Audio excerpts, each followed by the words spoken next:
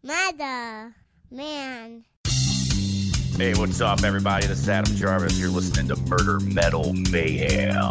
Check it. Spreading faster than a case of the clap in a trailer court. Able to shatter eardrums within a 666-mile radius. A podcast more brutal than all the rest. It's Murder Metal Mayhem!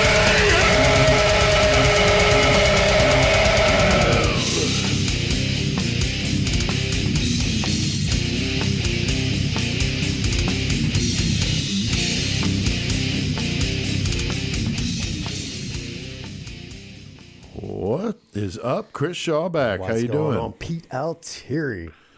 Doing all right over there? Yeah, I'm doing all right. Just sitting here chilling. In your fancy new Goremonger hat over dude, there. These fucking new Goremonger hats are fucking shit, bro. So we're doing that Tuesday thing, bringing in episode 84, inching closer to number 100, dude. 100. Going to be crazy, man. Mid-June, I think, will be the time when we hit that milestone. So Yeah, that's fucking awesome. It's crazy. 84 plus all the other shit we've done. It's like a lot. Yeah. Yeah, it's going to be amazing, just to see that milestone. Because we hit 50, that was really cool. It seemed like 100 was a ways off. All the way off. We're almost there now. Yeah. Goddamn. And April will mark 2 years that we've been doing the podcast, which is crazy. So got some milestones coming up. It's going to be really awesome. Going to be a good year for the podcast. I never thought I'd make it in life, but look at me now. Here I am, man. That's right.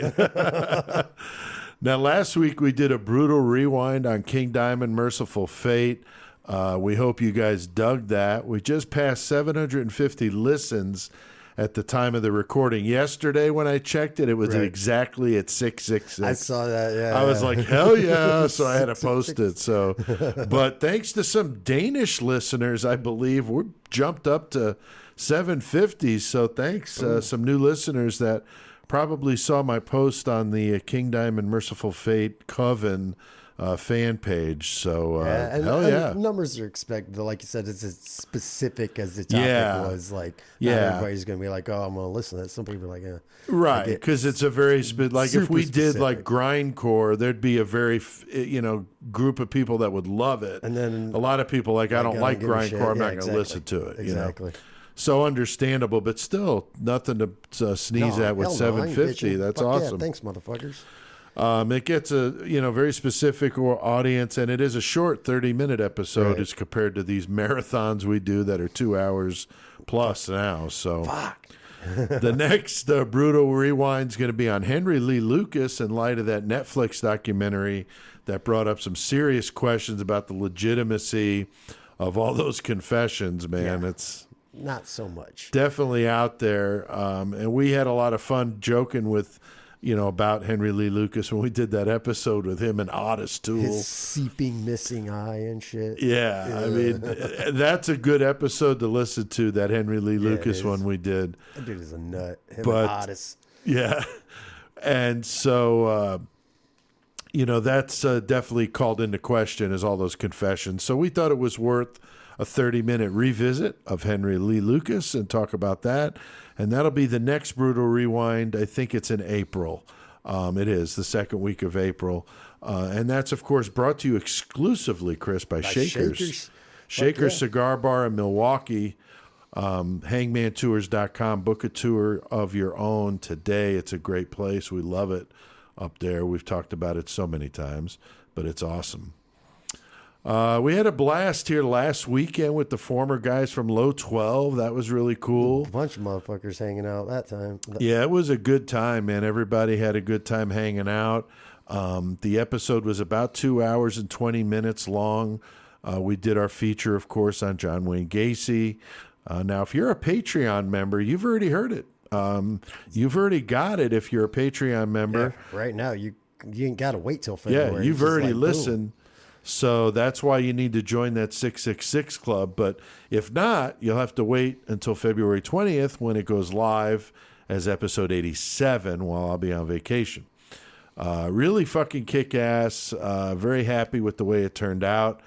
We also shot some video. We got some full studio shots with the Sony camera, and then the GoPro got passed around the table. That was a lot of fun. And so I haven't even attempted to dig into that yet, but I think we got some really good stuff there. I just got to ask, dude. I was inebriated. How much of that GoPro got pointed at me when I was sleeping at the microphone? I don't know. That's why I need to look at it. I passed out at the microphone for You real. were pretty drunk, man. I was inebriated as fuck. Yeah. So yeah, when you show up at 12:45 hammered from the night before, it's gonna go down. It ain't gonna go anywhere good from there. Sorry, fellas.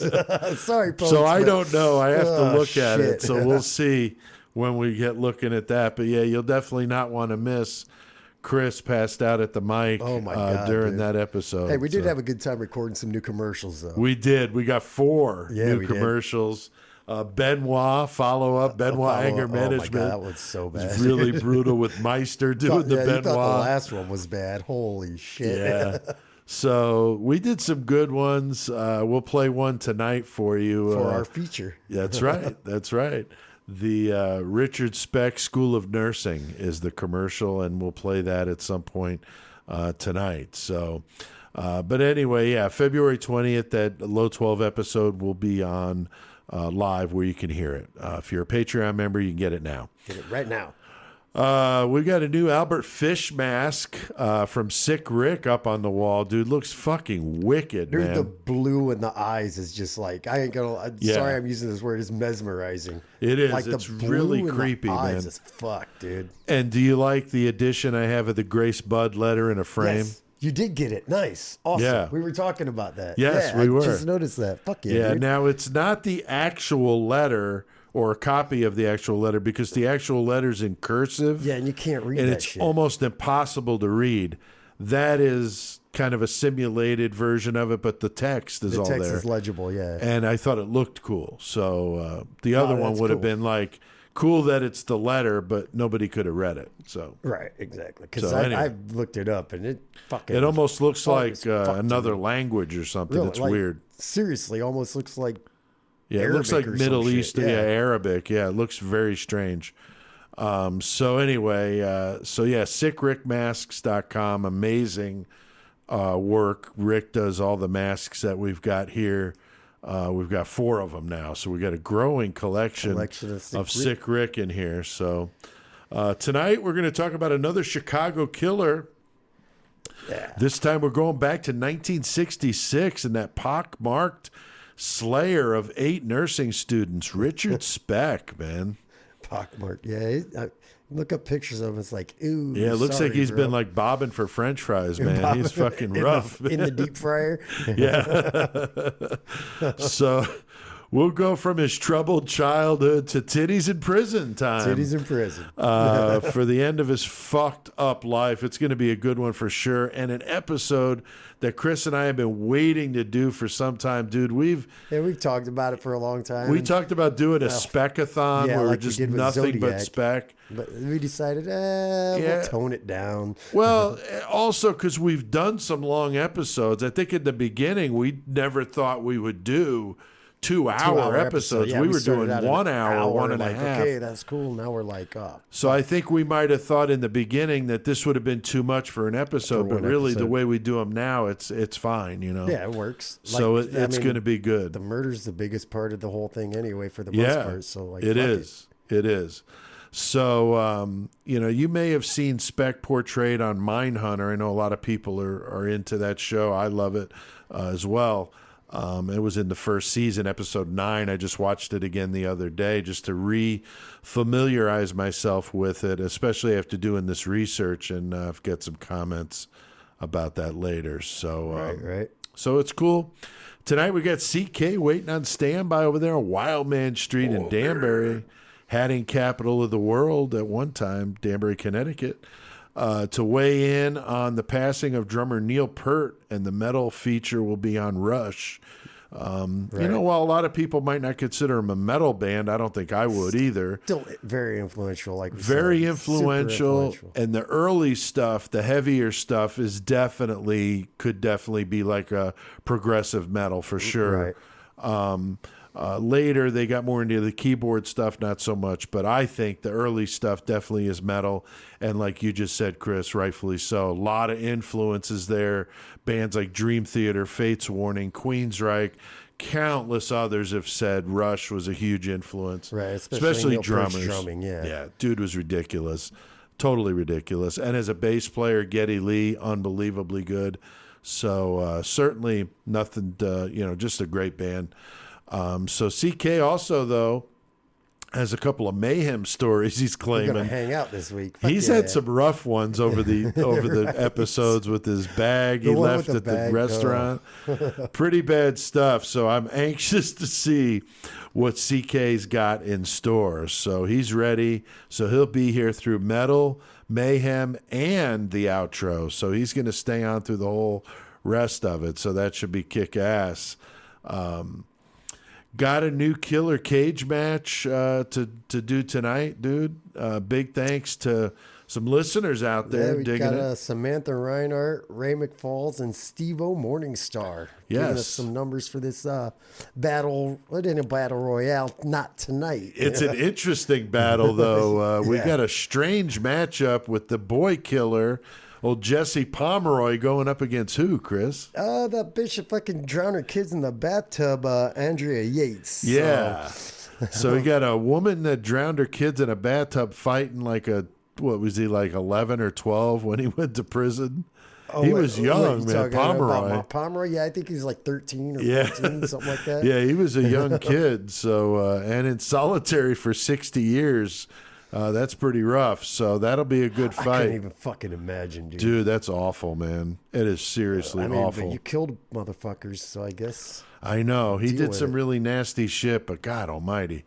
If you missed that episode, that's an early episode, but we did Jesse Like Pomeroy they found that girl's body in the episode. basement, buried underneath all the fucking debris and stuff. and shit. Yeah, it's really fucked up. One thing I forgot to mention, we were talking about metal. I'm sorry I missed this. Is there's been the passing of 3 metalheads in the scene, band members that we're definitely going to talk about tonight. I know some of you guys probably saw a lot of this stuff on Facebook. But by the time this episode comes out, I'm sure most of you will have heard of this. I've heard it, yeah, but we yeah. want to talk about that in the metal segment, but I forgot to mention that when we were just doing that. So anyway, the cage match will be later on in the Mayhem segment. Speaking of killer cage match, we got a really good contest coming up, Chris. Good to gonna be do with the interesting. cage matches, you know. Yeah, it's gonna be interesting. Like Yeah. you said before, sort of like a fucking March Madness style, kind of like that. Yeah. Bracket. Who was it that mentioned that we should do that? We were talking to somebody, and they said we should do a March Madness. I don't know if it was Tex or somebody. Yeah, I don't remember who it Luke, was, maybe? somebody. I don't know. We If it had was you, somebody let on. us know. Yeah, please do, because I want to credit you, because that was a great idea. So what we thought we would do, we'll explain this more in the Mayhem segment later, is we're going to take the concept of March Madness, and it's going to be March Mayhem, and it'll be serial killers going up against Plotting each against other. each other. And you guys will get to enter a contest, and the winner gets to do what, Chris? Guys, co-hosts through Messenger or whatever. Yeah. Just hit us up and on Tuesday night that we decide, and we might even give you the option to pick who we talk about the night we're Yeah, on. that'd be really cool. Yeah, that's a great idea. Yeah. That would be a great honor, man, to get to pick the fucking feature Yeah, and be co-hosting with us through Messenger or Skype. Fuck yeah. While we do the show. So you get to be on Murder Metal Mayhem if you win this one. So this is going to be cool as hell. And should be a lot of fun. And it'll go out over 4 weeks in March. The last week of the month will be when we announce the winner and all that good stuff. And we're going to have Brian Ward in here that night with us. Dark History and Horror Convention Yes, sir. mastermind himself will be in here with us. We got a good feature that night too. So that should be really fun to have Brian in here for that shit. Yeah, something that he hasn't heard of. Yeah, a little suicide, a little Murder, cannibal, suicide, cannibalism. Just girlfriend shit goes stew crazy on the in New Orleans stove. all the time, bro. pretty fucked up. I had never heard of it before you shared it with me, Yeah, but it's oh my pretty God, dude. It's going to be good. So you got a lot of good stuff coming up here, guys, but that contest should be fun for the month of March.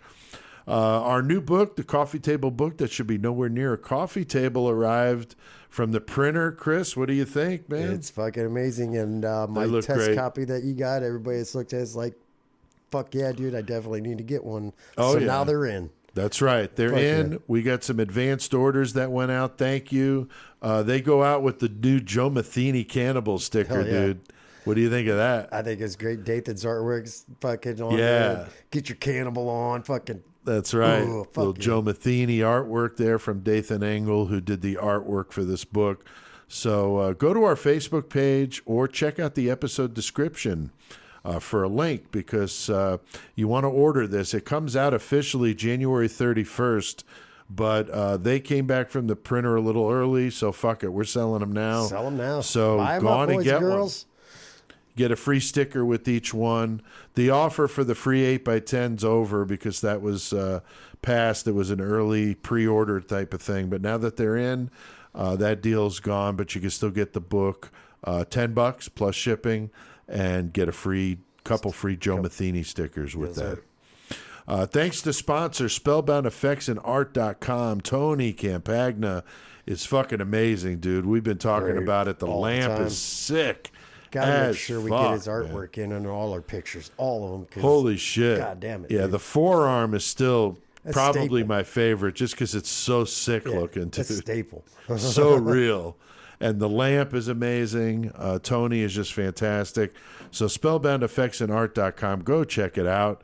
You can order something. He's got stuff from all price points, from $30 to a couple $100 if you want to spend some money on some nicer stuff. But he's got all sorts of things. You get hands, arms, faces, aprons, fucking whatever you're into. Tony's got it. Spellboundeffectsandart.com. Huge thanks to everybody out there listening. We do really appreciate it. Continue to see the numbers roll in. Thanks, everyone, man. It's amazing. Make me feel like a good person sometimes.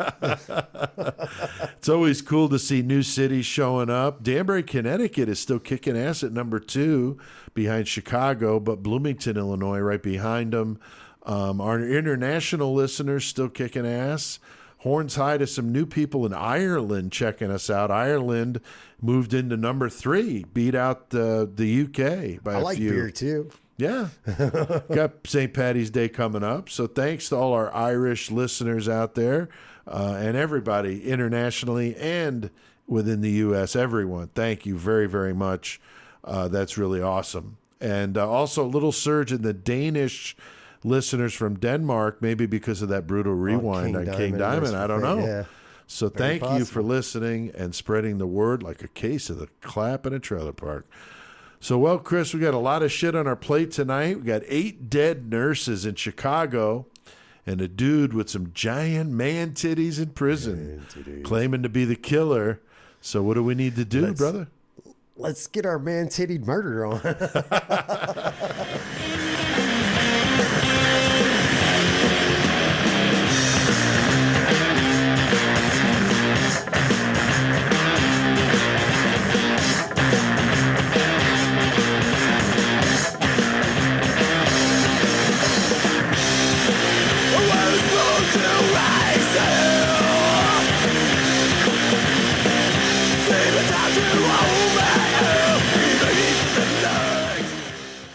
Fuck yeah, man. Church of Misery. Born to Raise Hell. Born to Raise Hell. Fucking and that's Those guys have some story. cool songs, man. Right, yeah. They do have some cool, and all about serial killers and shit, murder and shit. Yeah, there's like been that. a few we've played on here just because I searched for the songs and I'm like, fuck yeah, there's Church of Misery again. Always there. Fucking awesome, man. So tonight, talking some Richard Speck, dude. This is going to be good.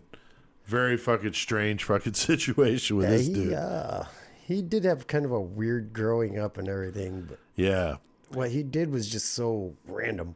Yeah, very much so. Random as fuck.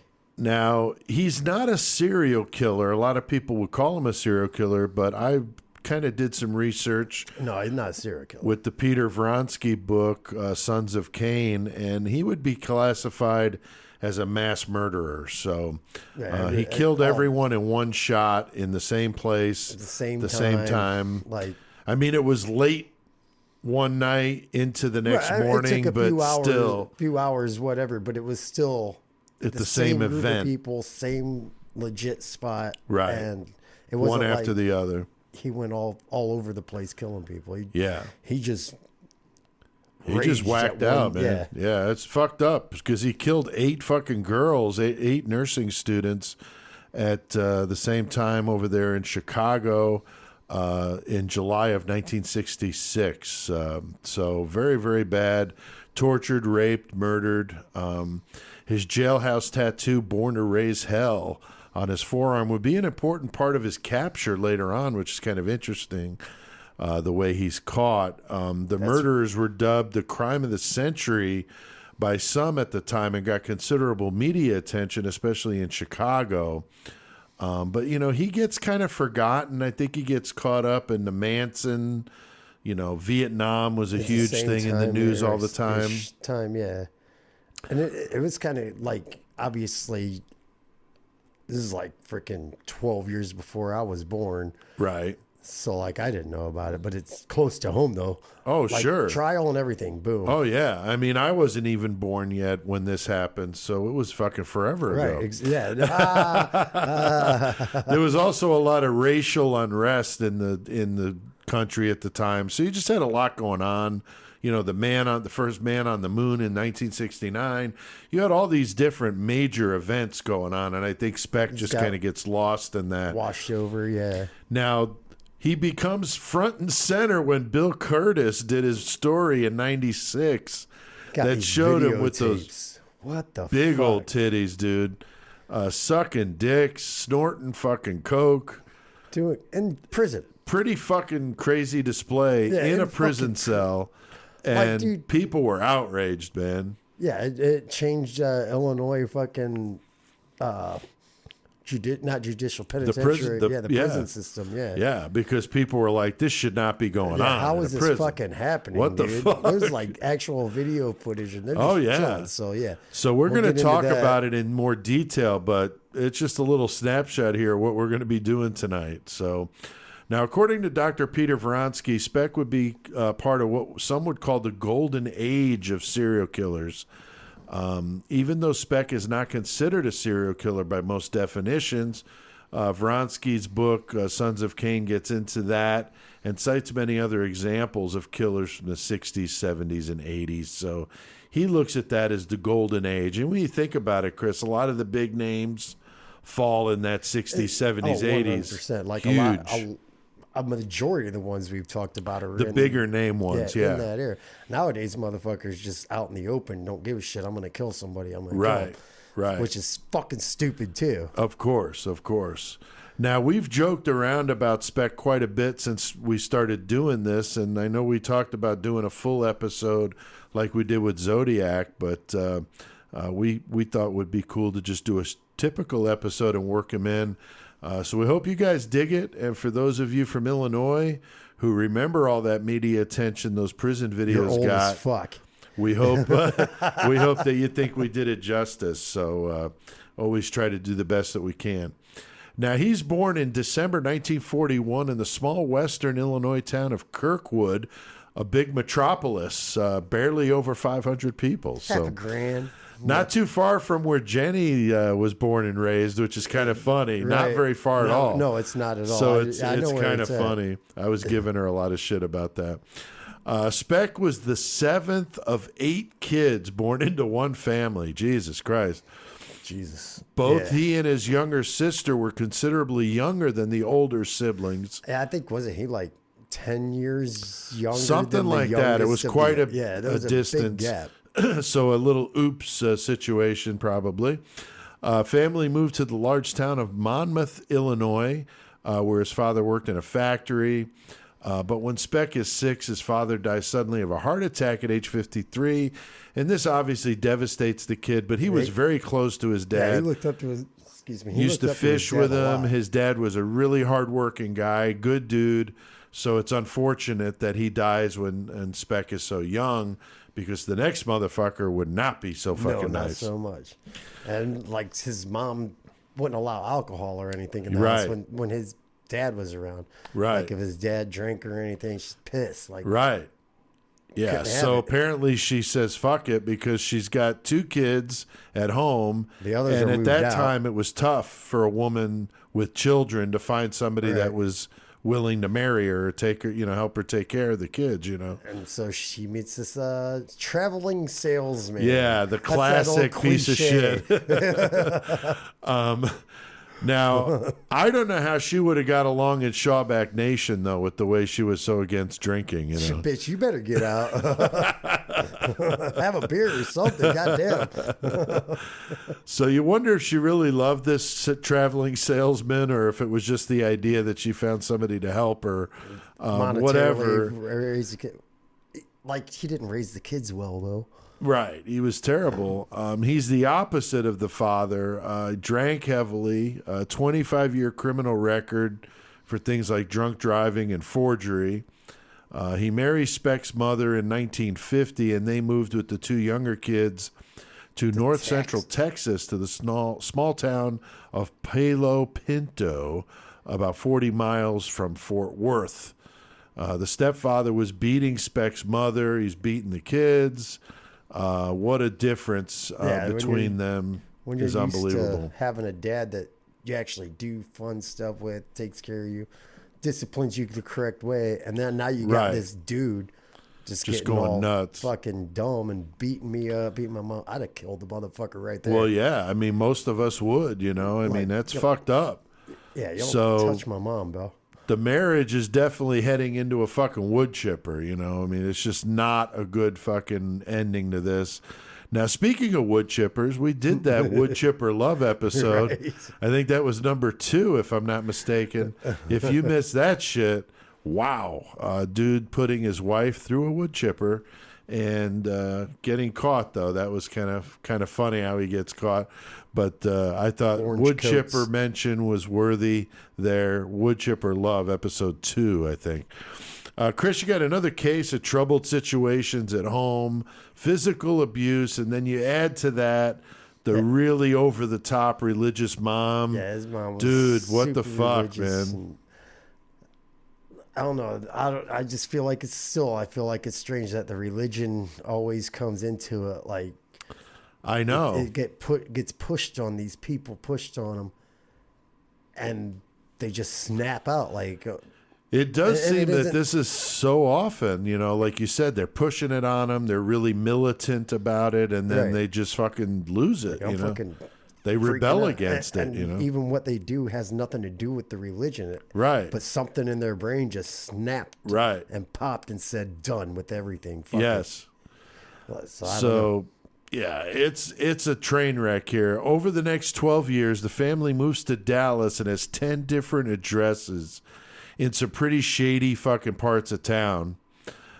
Speck despises his drunk stepfather, of course, who's constantly ridiculing him, telling him he looked like a girl, calling him an idiot. Going back to the whole thing, Chris, with the being picked on as a kid, that's another one that's very common. These kids fucking snap. They get tired of it, and they rage the fuck out. So far, dude. It was because of that abuse that Speck began to fear people making fun of him, so he struggled in school. He needed glasses, refused to fucking wear Did them. not wear them. I'm sure he got made fun of for having glasses too. It's Probably. because he never wore them. Probably.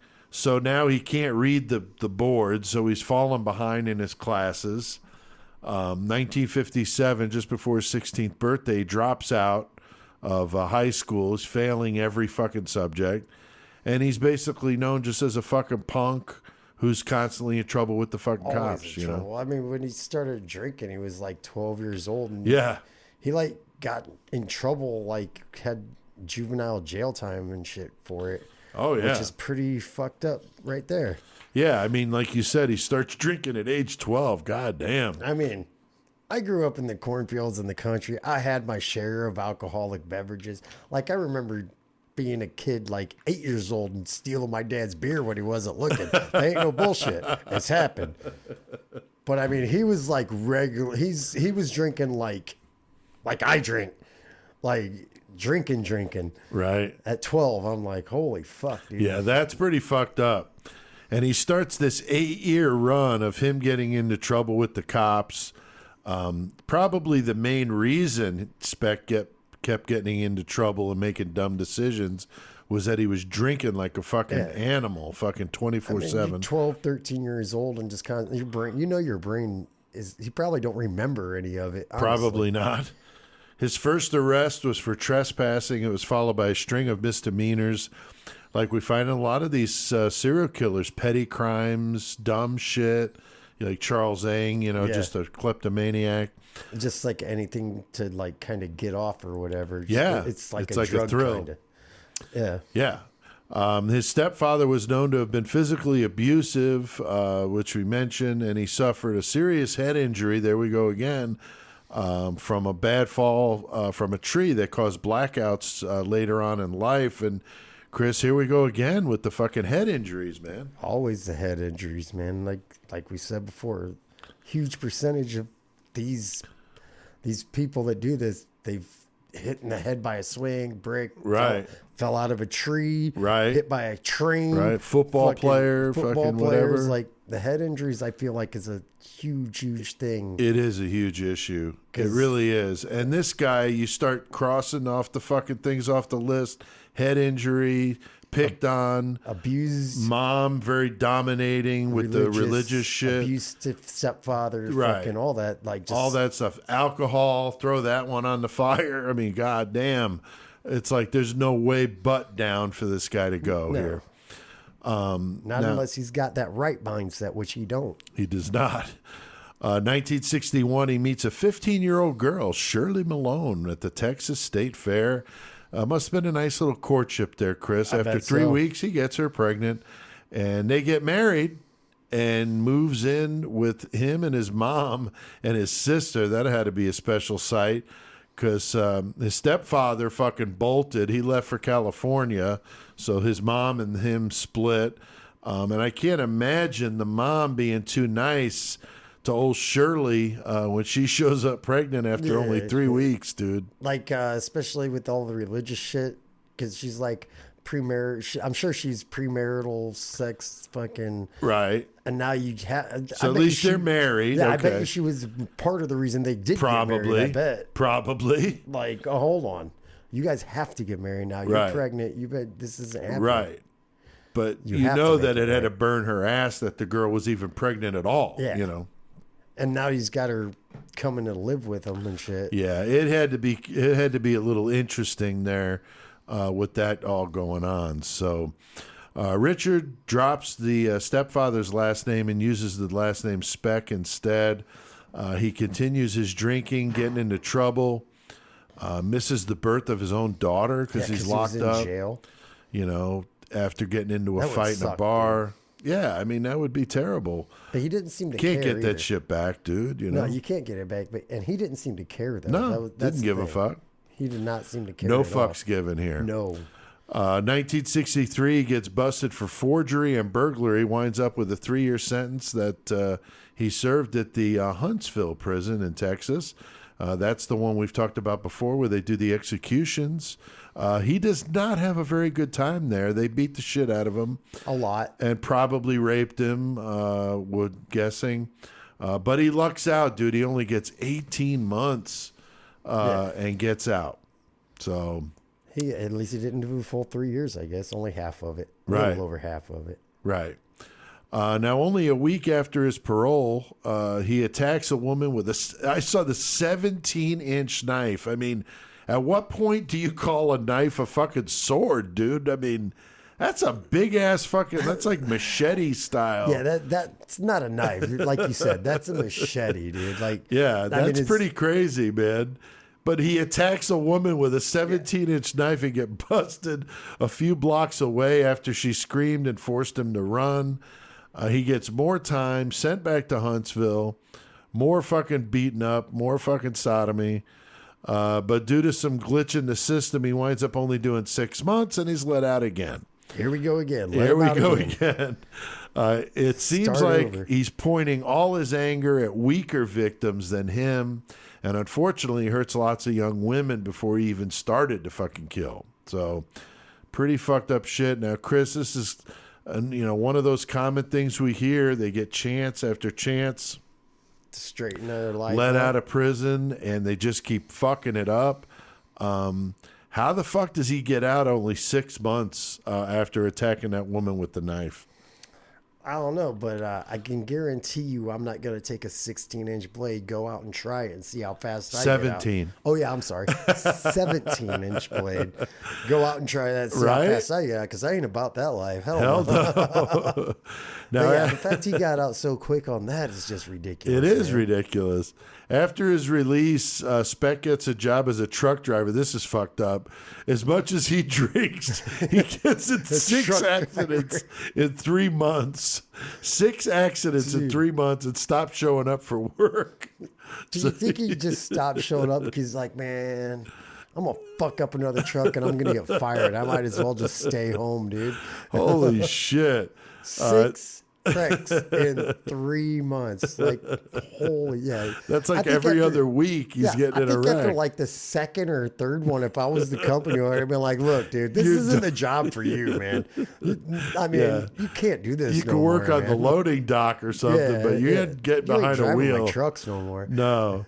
So 1965, he's now separated from his wife. He moves in with a woman, which I thought is interesting. Under the recommendation of his mother, the woman is divorced, mom of 3 3. kids, a bartender at his favorite bar, and a former professional wrestler. I mean, what the fuck?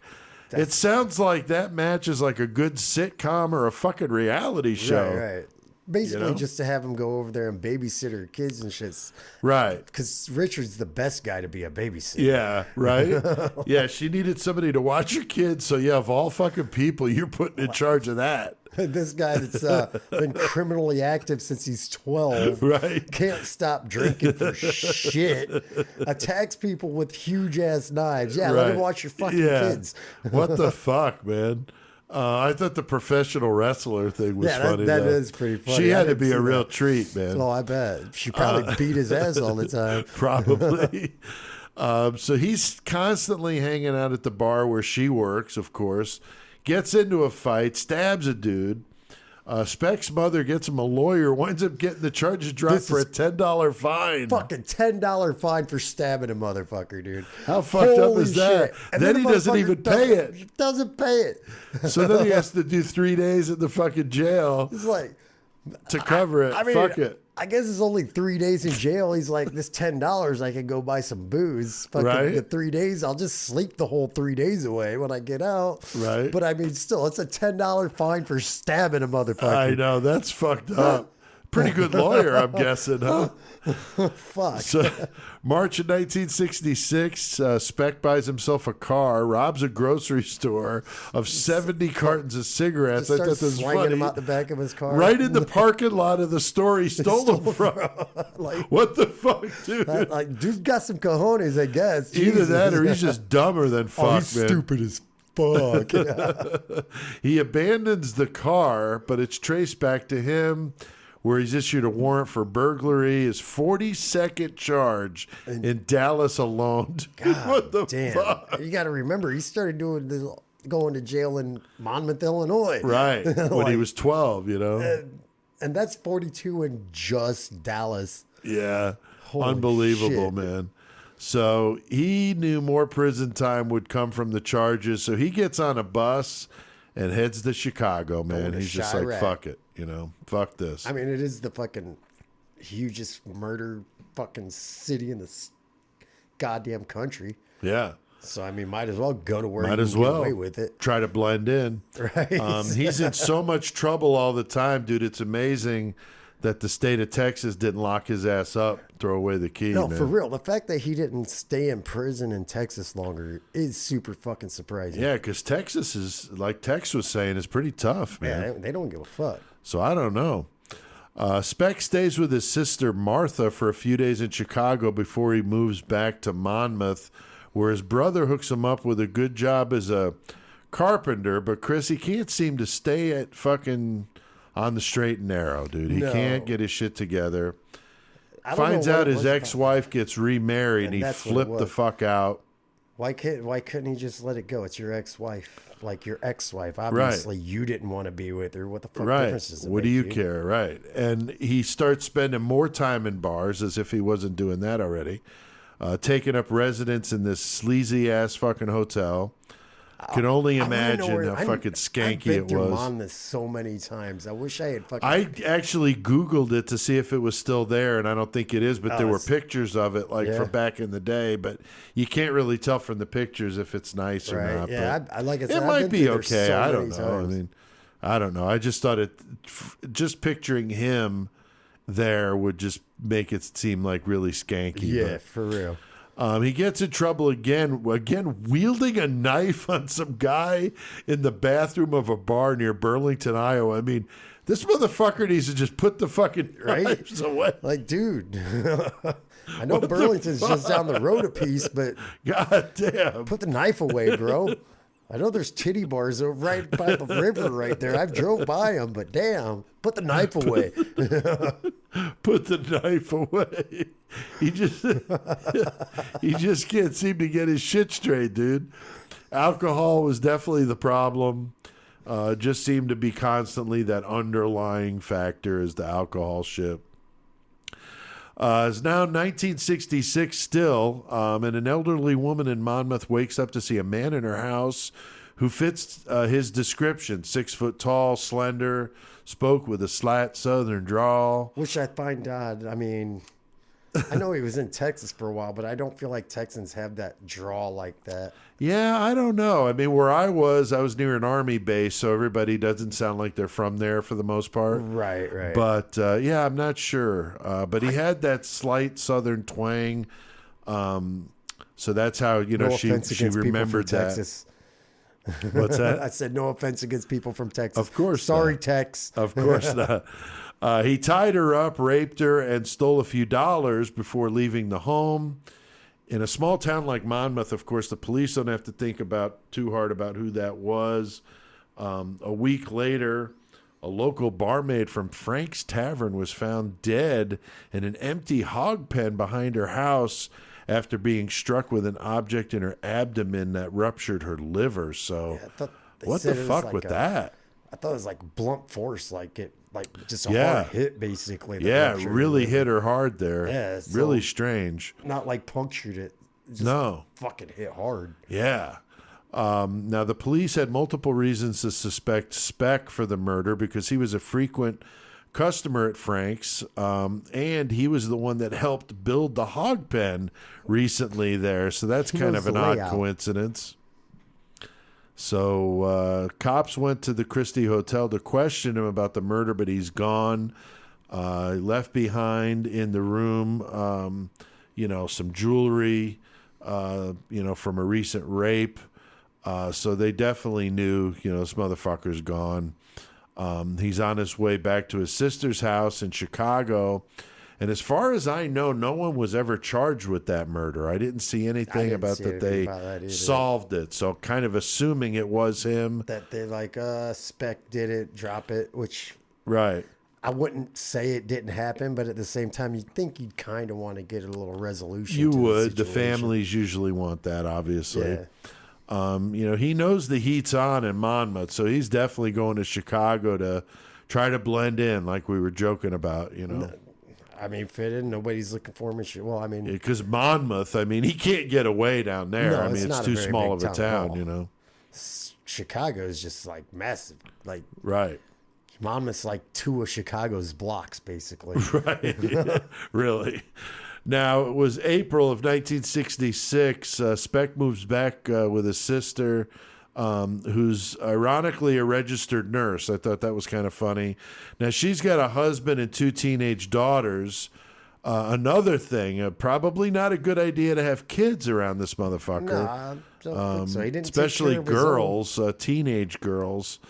Her husband tried to help him by getting him a job with the U.S. Merchant Marines as an apprentice seaman. I thought that was kind of funny because, ironically, he would be the master seaman later in his life on the cell block. In a different way.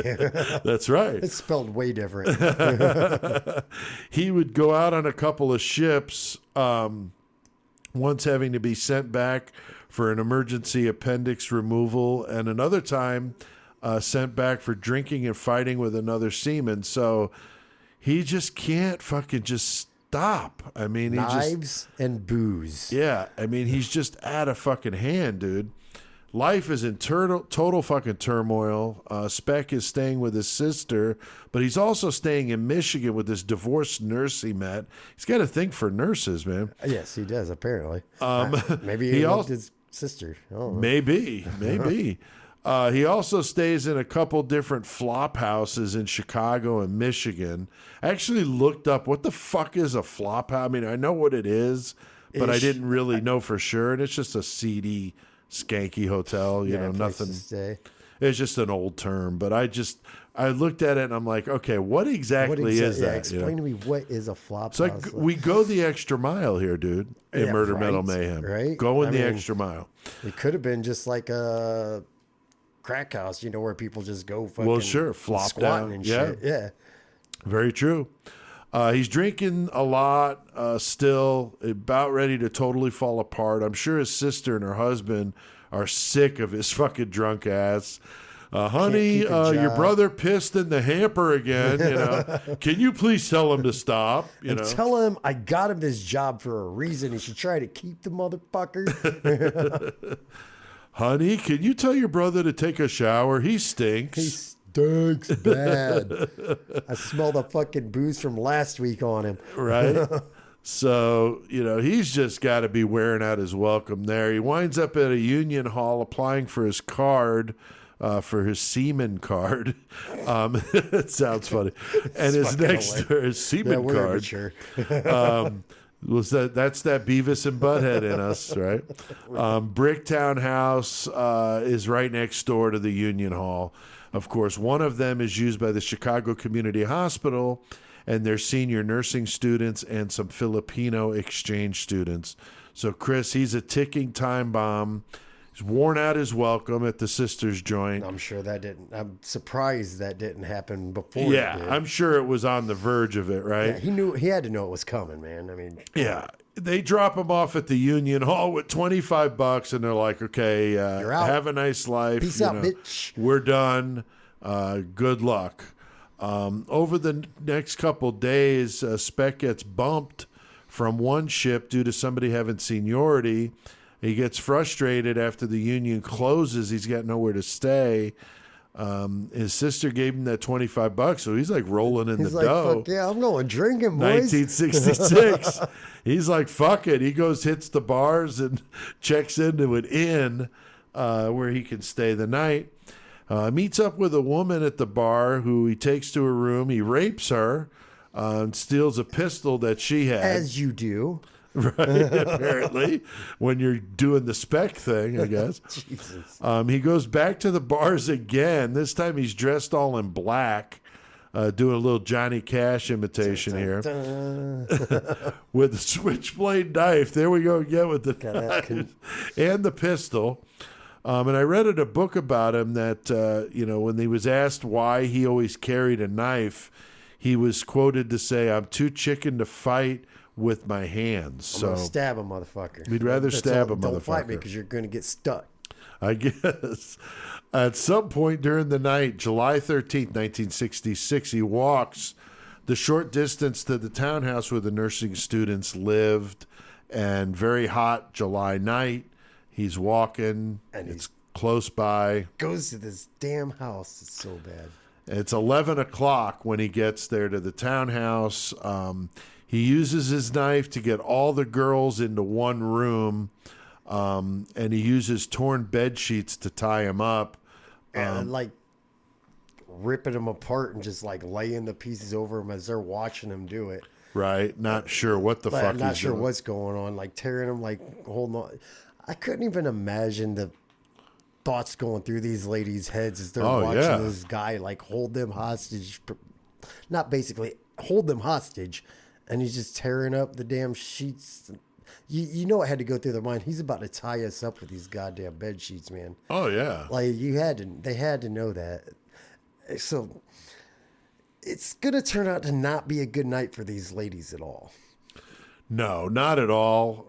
They know something's up here. Like you said, he's kind of fucking with them.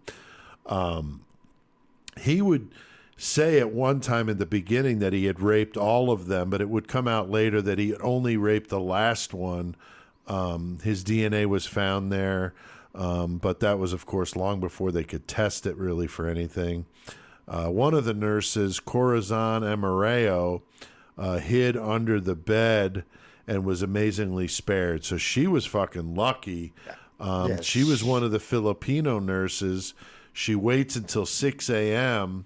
She starts hearing alarms going off and nobody answering them. And she figured he was said gone. That she heard everything going on, too. Yeah. She comes out of hiding, and then she'd be the star witness. Chris, she's fucking lucky that he lost track of how many nurses there were. But he does manage to kill 8 of the 9. And the last one that, of course, gets away is the one that's his undoing. Yeah, so like I said, she said she heard everything. Could you imagine hiding that long and just listening to all your friends?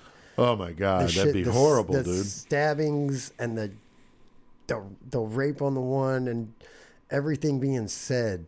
And you're just sitting there trying to be as quiet as you fucking possibly can. So you can you're live. not that person having that happen. Yeah. That'd be the hardest thing in the world, man. Dude, and the guilt had to be awful, man. I bet. So these cops that show up at the scene, man, they're just fucking horrified at this, man. It's very fucking gruesome. 8 bodies. Pretty fucking bloody, man. As fuck. And like we were talking about the nurse that got away, she had to come out of hiding and see all of that too after hearing it all go on. Right. Like see it. That had to be really bad, man. Super bad. Now, the cops originally thought that it could have something to do with these race riots that had been going on, so they were just really flummoxed. I mean, they just like, what the fuck? 8 girls fucking butchered. And they're don't know Filipino what's girls going on. Fingerprints found at the scene, of course, would link Speck to the murders. A drifter who was staying at a local flop house with Speck identified him from the sketch in the newspapers 2 days after the killings. The police were out thick to try to find the murderer, and Speck, fearing he was going to be caught, he tries to kill himself with a broken bottle to slash his wrists. Of course, he's not successful, and at the hospital, a 25-year-old resident doctor noticed this distinguishable tattoo. It's a born to raise hell. Yeah. That's the only tattoo he had, too. Like, what a piece of shit, dude. Right? And it looked like shit, too. Yeah, it was just it was like scrawled on his arm. Not even cool looking. On his inner forearm is where it was. Yeah, not even like jailhouse quality tattoo. It's like really homemade. Took their CD fucking player machine motor and made Totally. their own machine, and then they had their friend that was fucking all high on crack. I can tat you up, bro. I can do it, bro. Yeah, that's exactly what it looked like. Yeah, it's really bad. But what happens is he's got all this blood on his arm, and the doctor said as he wiped the blood away, he could see part of the words, and he was reading it, and he remembered that article that said that's what he had on his arm. Born to raise hell tattoo. So he calls the fucking cops, and Speck gets arrested, man. That's pretty crazy. I found your guy. That's right. He came in here covered in blood, and he's got the same tattoo. I'm going to say it's that guy. Maybe. Yeah, it's definitely an interesting way to get caught. For real. I thought it was kind of cool. Now, while in custody, the psychiatrist that examined Speck said he had a Madonna whore complex. That needs to be a band name. Madonna whore complex. Somebody out there use that name, please. That would be because that's too fucking cool. Okay, Madonna whore complex. It's a thing. This is where men see other women as either pure Madonnas, like the Mother of Christ, or as whores, one or the other. There's no in between. You can't just no be middle a good, ground. Yeah, you just can't be a good lady. You're either a fucking straight up saint, right, or you're a fucking straight up slut. Yeah, one or the other. So it's a complicated condition that affects their relationships. I'm sure his mother's super religious ways had something to do with that. Right. Like we were she talking was probably about. The saint. And then very much. After everybody else is the ex-wife whore. Got remarried. She was a whore. Fucking, right. Boom. Yeah. I bet you. And they also said he was an obsessive compulsive, a sociopath, and had, quote, an organic brain syndrome, unquote, from those earlier head injuries. So the doctors also spoke of his childhood of abuse as being a contributing factor to why he rebelled against authority and abused alcohol, which took him down the road to crime, of course. So some suspect that Speck was sexually abused by the alcoholic stepfather, but I have not seen anything conclusive about that at all. So I don't know about that, but that was one thing I read where that was alluded to, a possibility. Right. I mean, I wouldn't say it wasn't a thing. Right. But We don't know. He never claimed anything about it personally. Yeah, he never said anything that I'm aware of, but the book that I referenced, Crime of the Century, I read something where it was inferred that could have been the thing. He's very complex, though, Chris. Lots going on here. A lot of things, a lot of moving parts, man. There's either a lot going on in his head or absolutely nothing going on in his head. Now, he, for some reason, wanted a book written about him, so a psychiatrist, this Dr. Zipperin, started on one right away, and it was during this process that some of the details of Speck's crimes were known. They couldn't use those sessions, though, as evidence since he was sedated during them. So yeah, the drug, they didn't want the defense coming back as, no, he was under the influence of whatever they used to sedate him. He wasn't thinking right at the time. Right. Now, another book, the one I mentioned, Crime of the Century, was written by the prosecutor, William J. Martin, and that's the one that I have. At the time, Speck claimed he had no memory of the crime, and no shit. Out. Exactly, blacked out. Drinking since 12 years old. Been drinking since Friday. I'm here to do a podcast. Fuck. The police waited 3 weeks to question him due to an ongoing case involving Miranda rights in 1966. I thought this was very interesting. So the Miranda rights were being worked out in the Supreme Court while he was in custody. So they didn't want to question him until that got worked out. Yeah. So there was nothing that got fucked up. So that's pretty crazy of the timing here. I guess they had sufficient evidence to hold him. I was going to say, yeah, okay. I was thinking about that for a second. I would think so, for God's sakes. They basically his fingerprints were there. Right, I mean, fucking blood, the tattoo, the fucking 1978, he would confess to the crimes to the Chicago Tribune during an interview, and then again in 1988 during some video he made while in prison with the other inmates, which is the one that we talked about. Speck would casually say of the 1966 murders, quote, "It just wasn't their night." What the fuck, dude, man? Yeah, because they did something wrong. Right? You got these freaking 19, early 20-year-old girls just trying to get going to school. They were all like really good students. I mean, what the fuck, your fucking man? Drunk ass just wants to fucking be a dick because it wasn't their night. I mean, what kind of bullshit is that? And that's portrayed in that Mindhunter special when he says that. It's just fucked up. I can't believe somebody could actually think that. No, it's just not crazy. at all. Now, the trial is held in Peoria in 1967, which was the year, Chris, that I was born. Yes. To keep some distance between Chicago and a tainted pool of jurors due to the massive coverage. Everybody in Chicago knew it ain't like the new. I mean, I'm sure people in Peoria knew the news, but it ain't like it traveled like it does now. Right. In 1960s. So. Right. The surviving nurse positively identified him during the trial. In a bold move, she gets up off the stand, walks over to Speck, points at him, and says, "This is the man." And after a 45-minute deliberation, the jury finds him guilty and sentences him to death.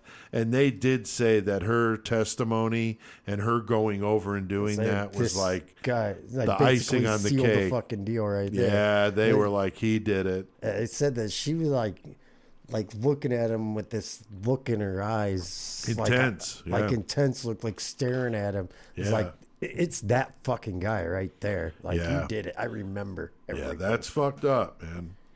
Now, one theory of why Speck was so violent was this XYY syndrome that got brought up.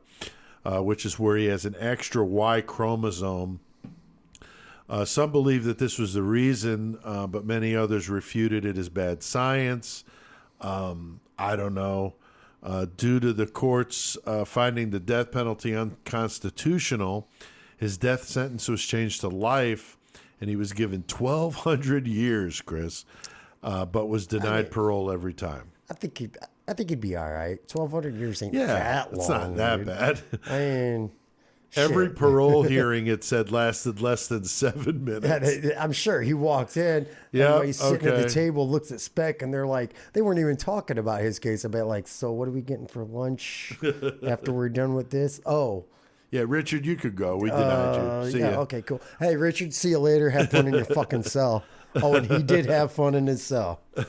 Holy shit. Yeah, for sure. He spent his time at Stateville in Joliet, Illinois.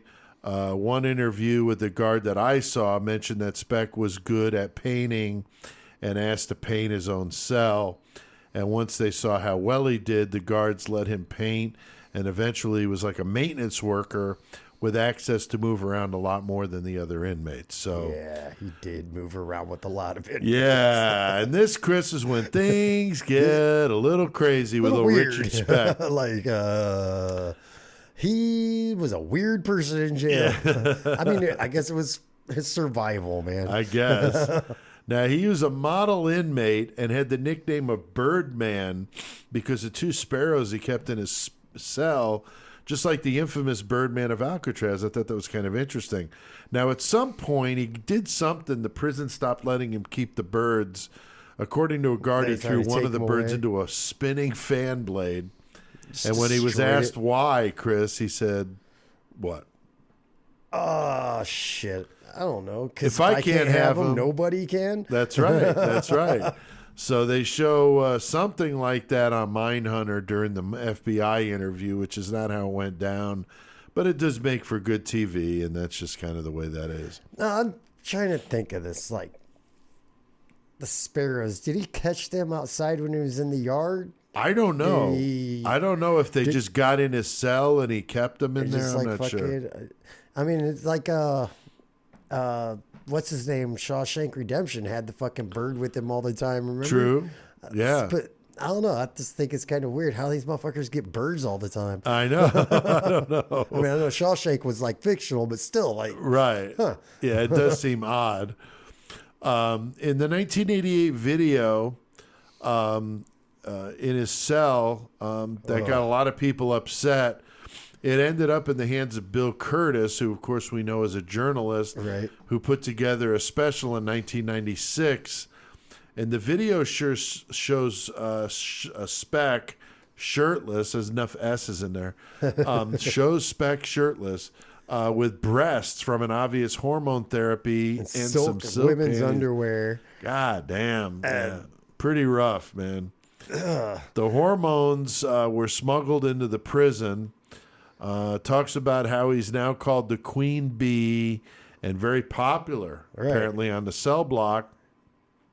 I'm sure he was with the big titties and all. I mean, I'm sure he's they making loved everybody him. happy, bro. Like, I mean, he's fucking, he's living the life, sucking dick, doing cocaine, got Yeah. his titties getting played with. He's having fun, bro. Yeah, I mean, he looks like he's having a good time. And on camera, he said if they knew how much fun I was having, they'd let me out of here, which I thought was funny. Yeah, that is pretty It's fucked funny, up. but it's not. It's fucked up, you know. No, yeah. And the fact that when they were like the other inmates that he was there doing these drugs and shit with, asked him like, how'd you feel after you killed them girls? He's like, the same way as I felt before. It didn't matter. Like he didn't have any remorse for it. No, not at all. Fucking, No. that's not good. No. So got people upset about how something like that could happen in prison. Snorting coke, doing the sex stuff, showing off big old titties.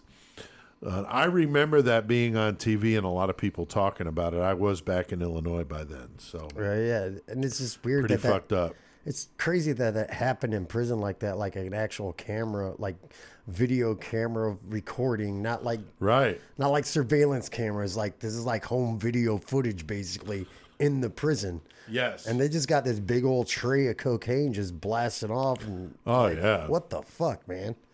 Yeah, I mean, it's definitely crazy. Got a lot of people upset that kind of stuff would go on in prison. Speck dies of a heart attack in his cell on the eve of his 50th birthday. His brain was analyzed after his death, and they did find some brain damage.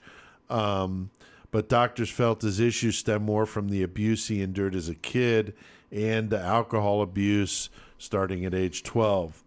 His sister had him cremated and scattered the ashes in an undisclosed location in the Joliet area. So, that's why there's so much murder up north. I guess. Speck's ashes just flew through the Flying sky. around. There have been quite a few things done on Speck, including the popular Netflix series I mentioned, Mindhunter. His story has also been used on American Horror Stories, CSI, Law and Order, Chicago PD, and many, many others. There was a 2007 movie called Chicago Massacre, Richard Speck, that got lukewarm reviews. I watched one that made it look like a paranormal show, and it was really bad. I don't remember the name of it, but it was stupid. Yeah, I mean, trying to make it look paranormal, I don't want nothing to do with it. It's just really hokey and stupid.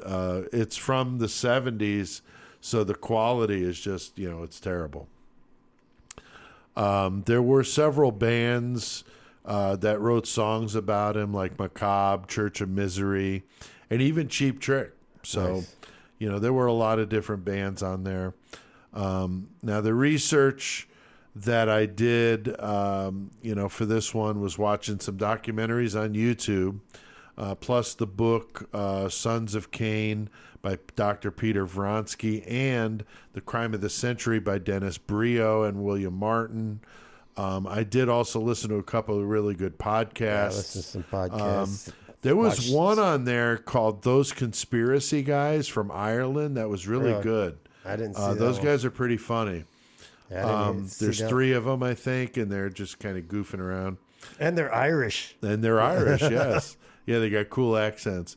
There's definitely a lot of stuff out there on Speck if you want to dig for it. He's not one of the big known ones, but he's definitely known here in Illinois. So be careful, though, because you can't unsee the titties in prison. No, you can't. That's something, dude, yeah. It's there. He spills cocaine on that dude's leg and licks it off of dude's leg, dude. I'm like, what the fuck? Yeah, it's pretty fucked up. So it's some rough shit. So anything else, Chris, you want to add to this case that we didn't talk about or anything about it? Not that I could think of we didn't talk about it. The only thing I kind of want to add is why do these people fucking exist, man? Why? I don't know, man. It's crazy. If there was a God, he's an asshole. Why would you just let everybody obliterate him off the planet? Fuck, dude. Now, next time we're going to be featuring, you talk about brutal and fucked up, Joseph Callinger, dude. Oh, my God. The shoemaker who thought God was telling him to kill everyone on the planet. It took his kids to do it with him, including himself, and Holy eventually he would become the God. Oh, my God. It's absolutely insane. Yeah, him and his son getting on a bus, just getting off at a random stop and just saying, fuck it, and go kill a bunch of people in their house. Fuck it. Yeah. That's fucking fun. Definitely disturbing. It's definitely a crazy story, and we're going to do it up right here on Murder Metal Mayhem. So definitely don't miss next week, episode 85. Well, I hear that intro music. You know it's got to be our buddy CK ready to spew some metal knowledge all the way from Wildman Street. Yes, sir. Let's get our fucking metal on. Hell yeah.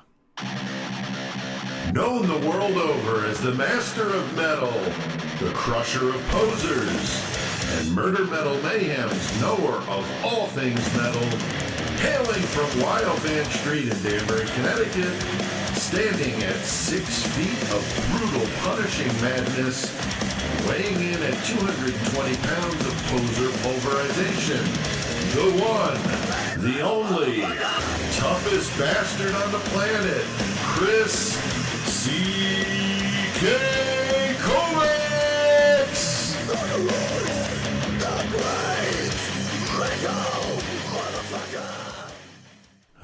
right, got the great metal motherfucker on here with us, Chris. There Got he is, CK. living that shit. What up, CK? What's going on, brothers? Fuck, you know the same Tuesday shit we always do, homie. We've been down in the trenches with Richard Speck, though. I feel I got to go take a shower or something, dude. Yeah. It's disgusting. Yeah. Jesus Christ. Got to make an amendment to that intro. What's that? I'm only 203 now. Oh, damn. shit. Trimming down a little bit. Oh, shit. Cut Oh, weight. not on purpose. I was down to 177, so. Oh, fuck. damn. Right Yeah, on. I know you've been on a gained- roller coaster, dude, with that shit. Yeah, I gained some back, but I'm not up to not back up to 220 as of yet. Nah, it's all good, man. It's all That's good. just fighting weight yeah, there. that's so. just fight weight. Ugh. That's how you go out and kill not- motherfuckers. Yeah, not hasn't been a good week. Couple weeks with drummers. Yeah, No, what not the at all. fuck? I noted the know. the one I heard about today, so I thought at some point, whenever you want to, we can talk about that. Yeah, we'll talk about that after the Your segment. after we talk about Rush. Okay, yeah, go ahead, dude. All right. Obviously, I'm doing Rush this week. Rush, not really a metal band, but a hard rock, and they have metal. I mean, they've influenced metal bands. They've influenced drummers. They influenced musicians, not only in metal but in rock. And probably any genre. They probably influenced somebody. Right.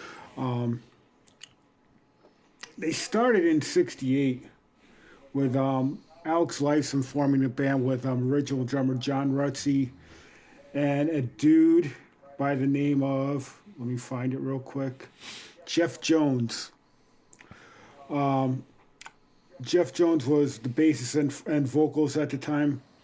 He eventually left. Funny thing is, people probably know him through another band, a band called Red Rider. I don't know if your town has a home of rock and roll. I'm sure you've heard the Red Rider tune "Lunatic Fringe." Oh I've yeah, definitely heard I've the heard the band song. before. Yeah. It's not- He plays bass on that, Oh, okay. and also the lead singer from that band, Tom Cochran. He had a solo hit in the '90s, "Life Is a Highway." Oh yeah. He also played on that. Okay. Wait, hold on. So, That song, like "Life Is a Highway," like that You song. got it. Holy shit, That song. that's fucking funny. He was replaced by Geddy Lee. And it continued as a three-piece. 1974, 1973, they recorded the first album, the self-titled Rush album, on their own label, Moon Records. They weren't really able to get any interest from the majors, so they just released it on their own. And that had at that time it was a hit for them. They had the tune "Working Man." Oh yeah, of That was course. on the album, But the album overall was kind of a Led Zeppelin-esque album, bluesy album. They weren't doing what they did later on. There was no progressive roots at all on that album. Eventually, John Rutsey left. He was not happy touring. Plus, he had really bad diabetes. So he left the band. He actually went on to become an amateur bodybuilder. Nice. And he passed away in 2008 from a heart attack due to complications from Steroids. diabetes. Oh. Diabetes. But the band auditioned drummers and eventually came upon would be the legendary Neil Peart. And this is 1974. So from 1974 until they called it quits, which was really 2018, that's, 44 years together Jesus with Christ. the same band. That's It's a long unbelievable. fucking time, man. Yeah. Sticking together like fucking true fucking brotherhood. Yeah, big time. And they were brothers because there would never be. They basically said there wouldn't be a Rush with anybody else but those three. Right. Right. Peart not only took over the drum stool, but he also took over being a lyricist. Yeah. So from every album, from Fly By Night to Clockwork of Angels, he wrote every single lyric that Rush ever recorded. Really? Mm-hmm. I did not know that. So he was he wrote every single lyric. Geddy Lee wrote the lyrics on the first album, but after that, it was all Neil Peart. Like even the iconic wall was all Peart. No, you're The thinking what? of The Wall. That's deep. Oh, that's or, fucking Pink Pink Floyd. Floyd. That's Pink I'm Floyd. fucking stupid, dude. I'm a fucking idiot. God damn it, I'm fucking dumb. I'm looking at you like, what? Yeah, Pete's over here looking at me like, is this guy fucking for real right now? It's okay, we forgive you. The first album that Peart recorded was Fly By Night, and it was kind of a continuation of the first album, but did have kind of the hit. The Fly By Night was kind of a hit, and it also showed the beginnings of their progressive roots. They recorded By Tor and a Snow Dog was the last song on the album. It was like an 8-minute epic, and it kind of showed where they were heading at the time.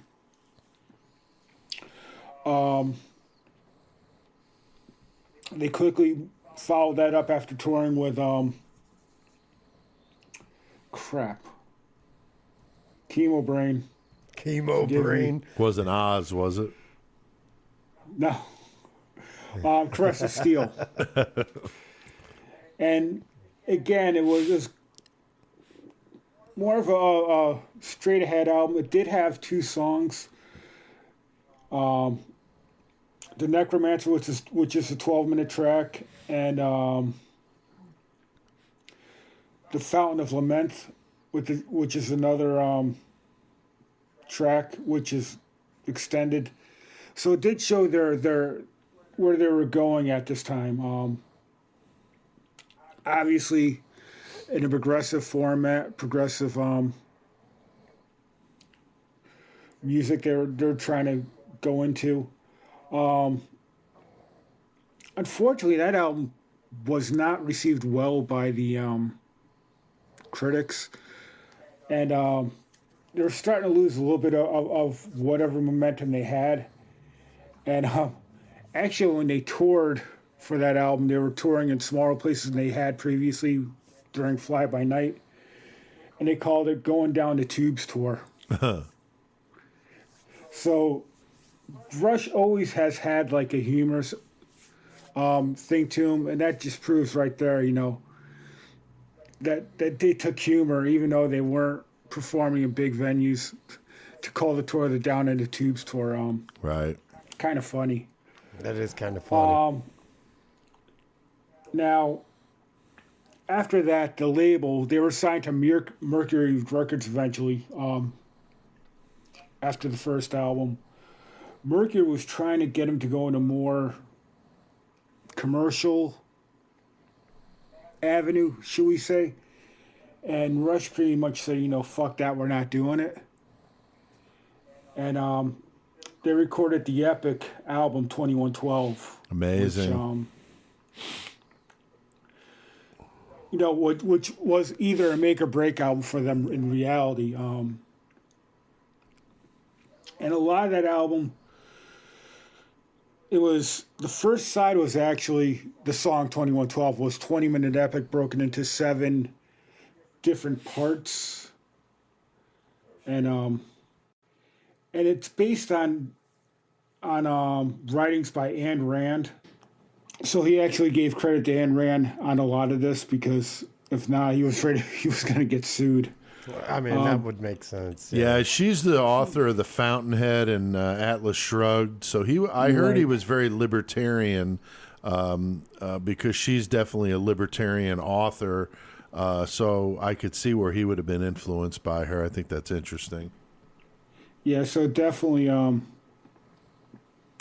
was the first foray into a sidelong thing where Told a Story was a concept. And I remember when I was, that came out in 76, so I was 8 years old. I remember coming home and trying to learn that one side of Rush on my drums, and probably drove my mom nuts. Yeah. Dude, I bet you that was like the simplest drum line you ever tried to play too. I mean, it took me a while, but I finally got it, and I could almost play it line for line. There was a couple of ghost notes I was never able to get, but Hey, fuck, you're playing Neil Peart fucking drums. You're fucking doing all right, bro. you know. The second side of that was made up of just songs. The biggest song being The Passage to Bangkok. I'm sure everybody's heard that song at some point. Oh yeah. And they asked all the guys, why'd you put so much into this album? They honestly thought that they weren't going to be a band after this. Because they honestly thought this was going to be the last album they ever recorded. They were going to be dropped. They weren't going to be a band. And surprisingly, kind of started their rise into where they became huge. And when They quickly they recorded a live album, All the World's a Stage, for this tour. Their first live album out of 5 or 6. I can't even remember how many live albums they've recorded over the years. But I believe it was in '78 or '77 they recorded a Farewell to Kings, where there wasn't a side for Farewell. They didn't record a sidelong thing like 2112, but they did have a couple of epic songs. Xanadu, which was on side 2, is a 12-minute epic. like the movie Xanadu? No, it's way before that. Way before that. No, not the Olivia Newton-John. Yeah, no. I was gonna say Olivia Newton-John. No. The biggest song on that is "Closer to the Heart." Obviously, Right. Right. Trailer Pretty much Park everybody knows Boys. that. Everybody knows Closer to the Heart, dude. And they also started another 10-minute story, which was continued on the next album, Cygnus X1. This was book 1, which is on Farewell to Kings. The next album in '78, they released Hemispheres, and that was the first side of Hemispheres, was book 2 of that, Cygnus X1. No shit. So another sidelong concept that Neil Peart came up with as far as lyrics, and another killer album. Again, the first side was the sidelong epic. Second side was just a collection of songs. 2 big songs was a tune called Circumstances and a tune called Trees, which if you listen to the radio, they still play all the time. And Trees they've recorded or they played live on different tours. So they just kept on getting bigger. And after that was '78 and '80. They kind of changed gears a little. And if you notice with Rush, their career kind of went into segments. Like the first 3 albums were albums that were kind of blues-based, song-based, collection of songs, a little progressiveness here and there. 2112, Pharaoh to Kings, Hemispheres, the next 3 batch of albums were definitely progressive albums. And in '80, you saw them kind of go back to, there was still a little bit of progressive elements to the music, but they were going to more concise songs. Granted, there were 6-7-minute songs, but there was no other. I don't think after Hemispheres there wasn't any album where there was a side just dedicated to one concept anymore. Right. They went to a collection of songs, and Permanent Waves, released in the '80s, probably one of my favorite Rush albums.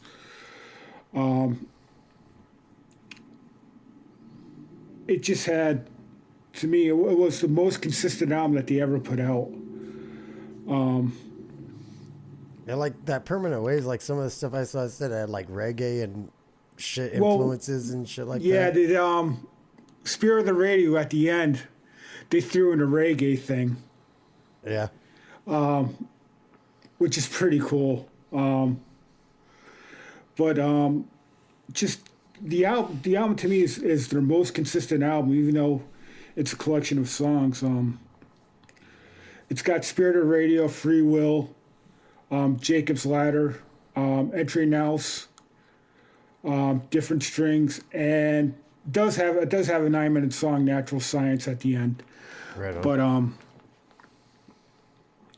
it was just a killer album. And of course, 1981 was the year that they broke because Moving Pictures came out. Yeah, that was Monster.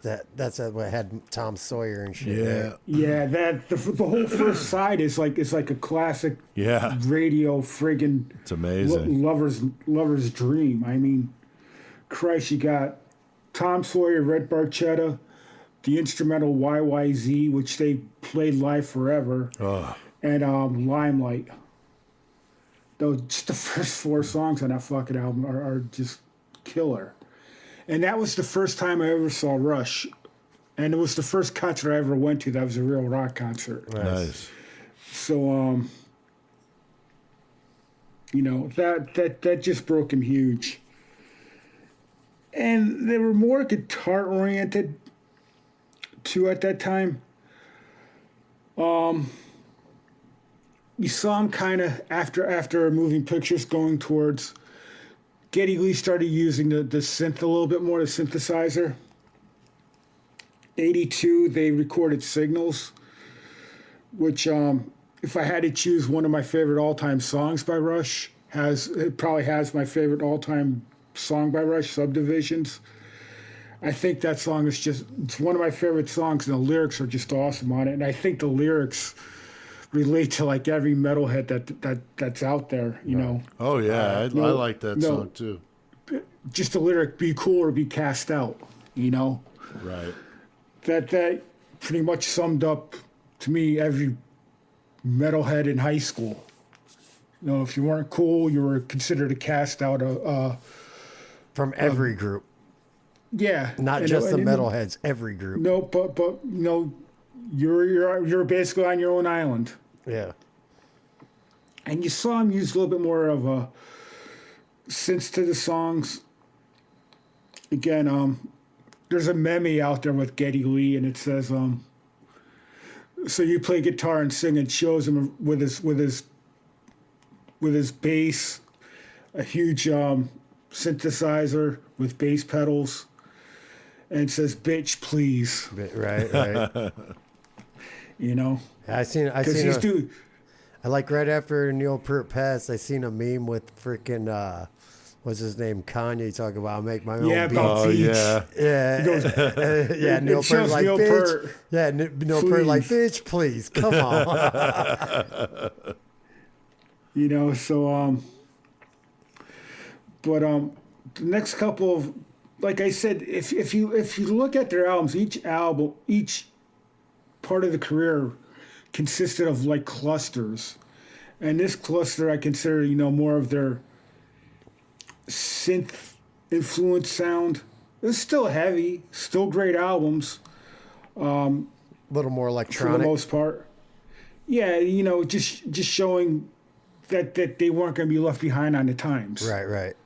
You know, that they could, you know, progress like any other band, but still keep their identity. Right. And I think the album after that was Grace Under Pressure. In 83? 84. No, yeah, 84.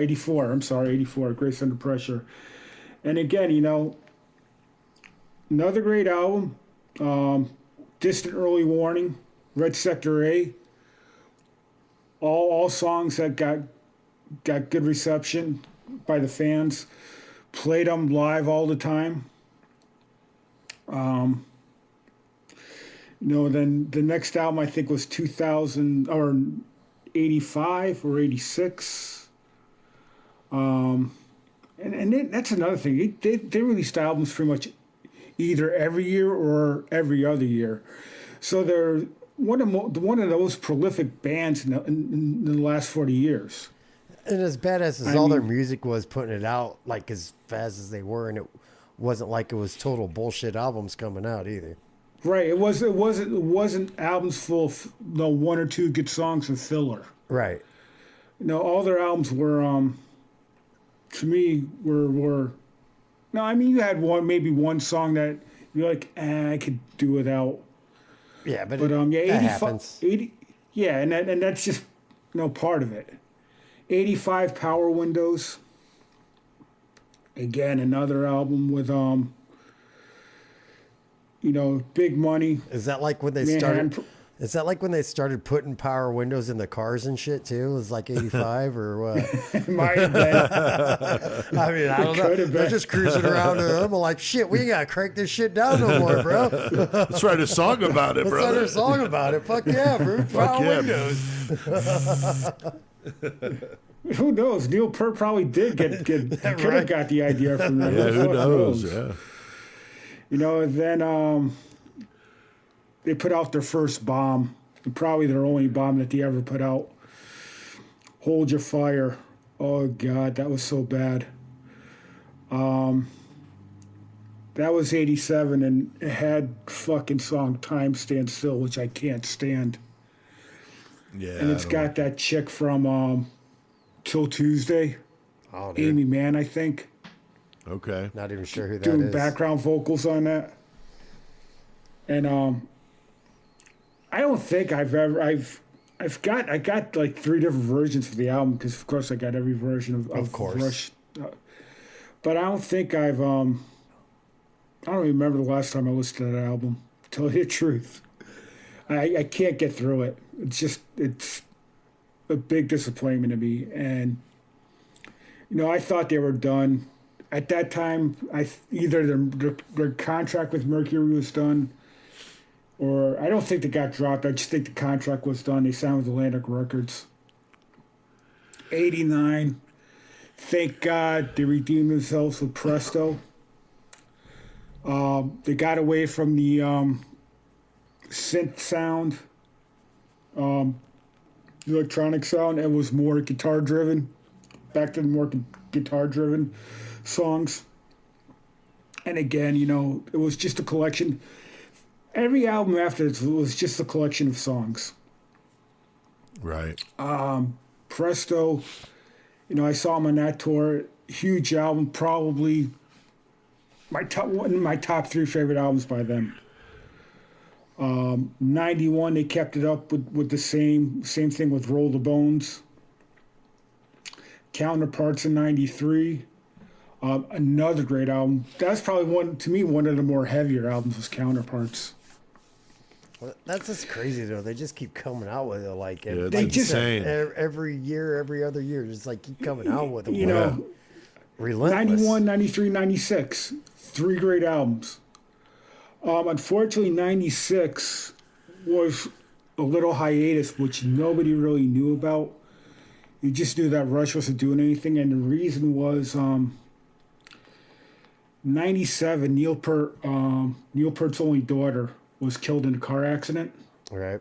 That sucks. And at the funeral, he even told the members at the funeral, he goes, just consider me retired, I'm done. It fucked him up. Is that when he went on that bike ride? He went on a motorcycle ride? Well, he did.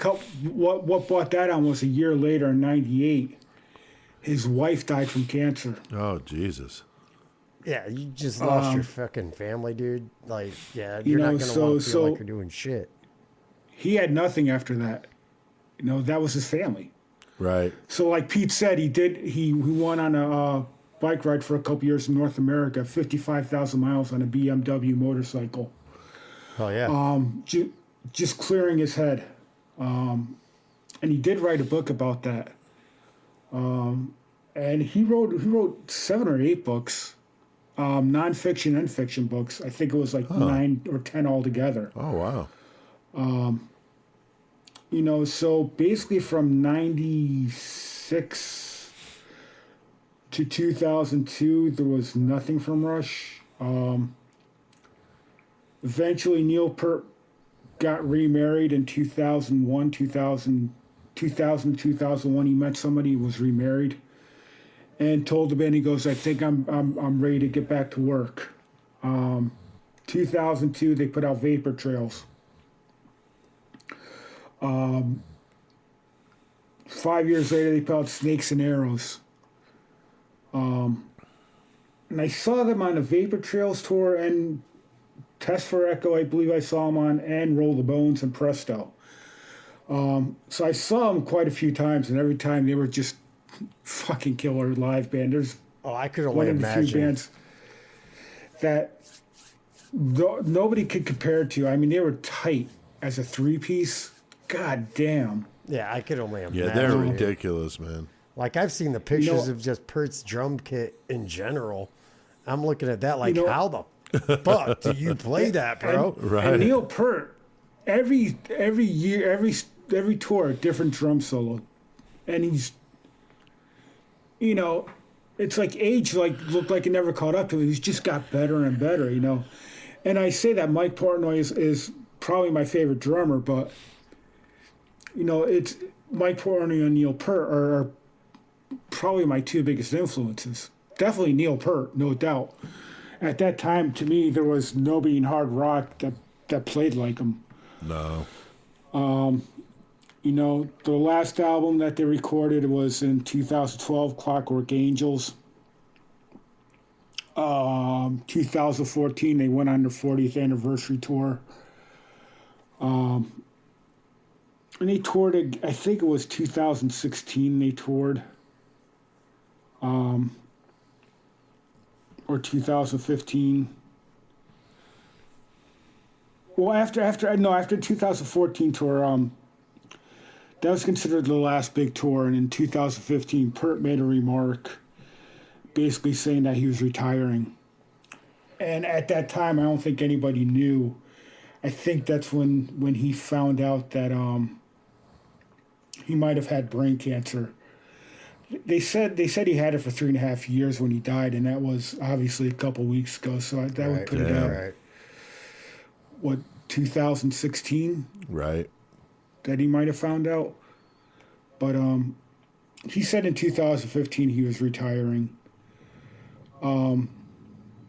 Obviously, nobody knew that this guy, had glioblastoma, which is basically a death sentence if nobody knows as far as brain cancer.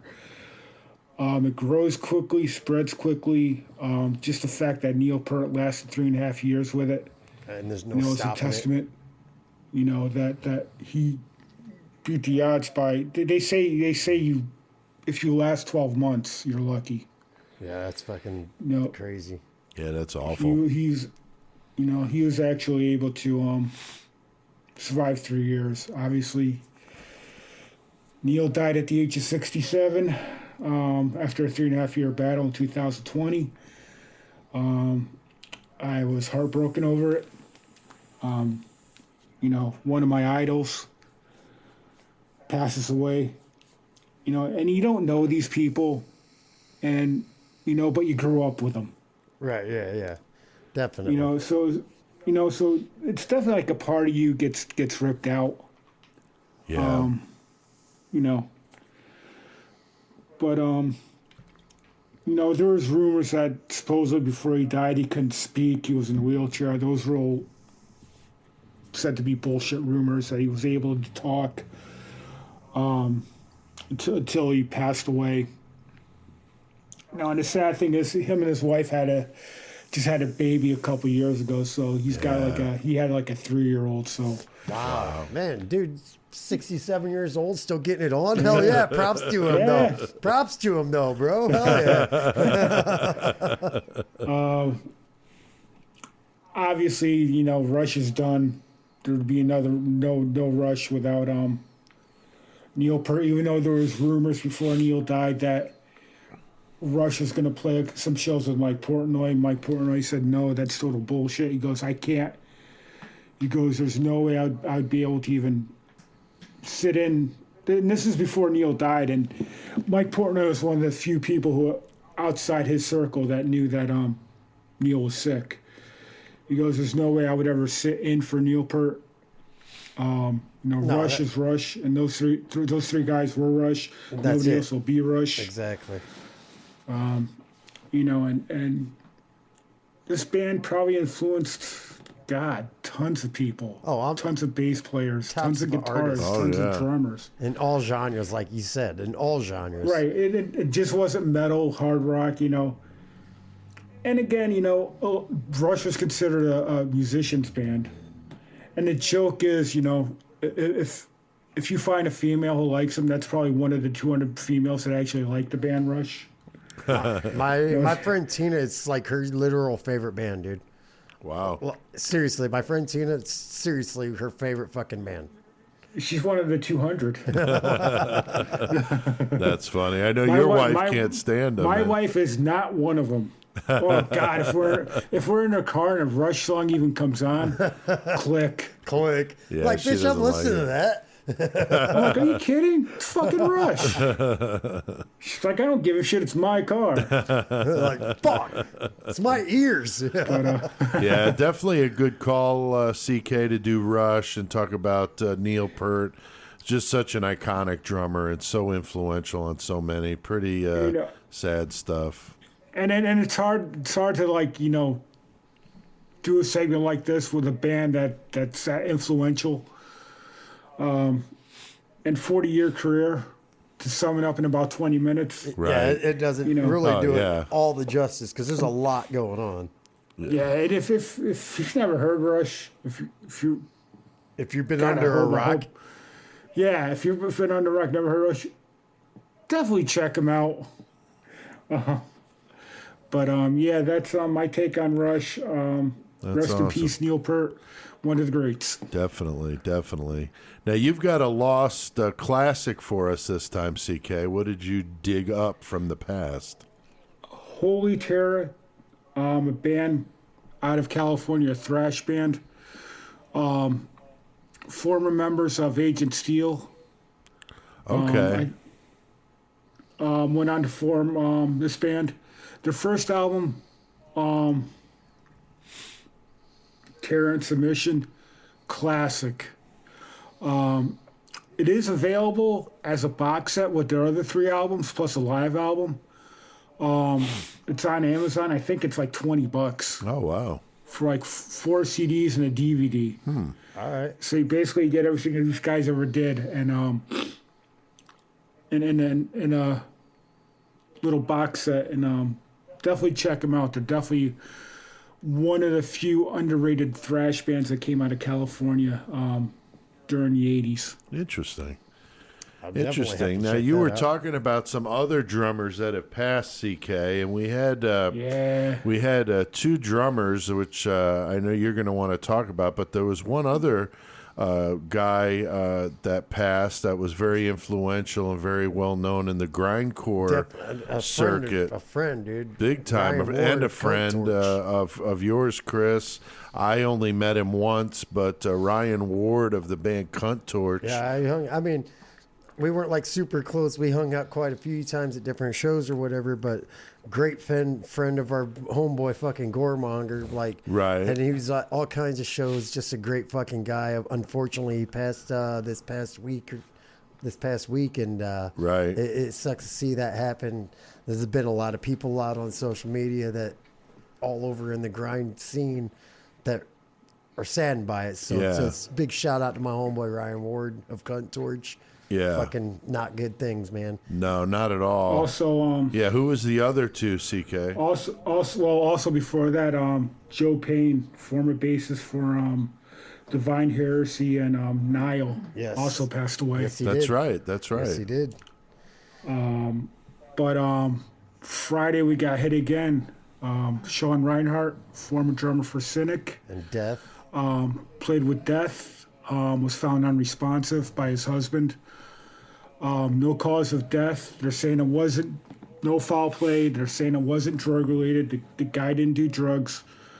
He just had a physical a couple weeks ago, and he was supposedly in good health. So Wow, he's only 48 too. Unbelievable. Yeah, that's 48, fucked, man.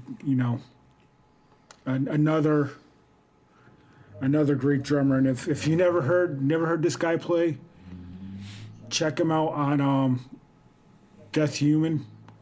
Right. Human's a great album. We've had this Death discussion. Yeah. And we talked about this many times. And Cynic, He put out 3 albums with them as the founding member. Guy was incredible.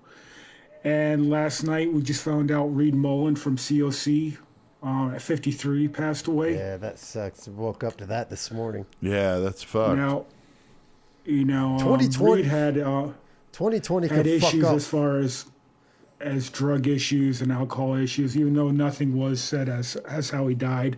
Right. But he actually had issues to the point where he wasn't playing at times with COC, and they actually replaced him. But another loss. It sucks. Right. Yeah, we've had it's a string of them, man. Yeah, 2020 And could it's fuck starting off. to show. You see classic rock bands lose members, but now it's getting to the point where it's people we grew up listening to. Right. Right. And again, like I said before, it's showing our own mortality, and it's kind of fucking scary shit. It is, story, dude. man. True It story. is. It It is. Now I'll tell you what's not scary is joining the 666 Club. Nope. Because we've been talking about, CK, if they were that members should be fucking mandatory. of the 666 Club, they would have already heard the Low 12 episode. Yep. Yeah. They would have already Already heard it, got but it. they instead Yep. choose to not join, and they're going to have to wait until February 20th. But they can. For $3. $3, for God's sakes. Go to patreon.com/Murder Metal Mayhem. $3 a month. Get you all that No, bonus I'm content. not rich. VIP content. Yeah, CK. I mean, you're not rich. I'm not rich rich, but either, I but have $3. I have that in my car, my change drawer in my car. That's right. That's right. So remember, you can hear all the stuff first. So go to join our 666 Club. There'll be a link in the episode description. So any other metal news from either of you two before we move on here? I'm just going to keep mentioning freaking Heart of Illinois coming up in Forest on Joey Cashman's show, Joe Heart of Cash show, Illinois. coming up in March. No, I think it's May. May. I knew it was one of them M months. Yeah. Fucking May. March, May. shit, Yeah, we'll do have that. Joey in here in a few Oh, yeah. weeks, so we'll be He will talking be about here that talking with about him. it for sure. So very good. Well, CK, you're going to stick around into Mayhem because you got some stories to tell, I heard. Yeah, I got a couple little stories to Nice. Should be good. So what do you guys think we need to do, man? What do we need to do, CK? Let's get our tell. mayhem Get our on. fucking mayhem on, motherfuckers. Give and receive. You can choose a ready guide in some celestial voice. If you choose not to decide, you still have made a choice. You can choose from phantom fears and kindness that can kill. I will choose a path that's clear. I will choose free will.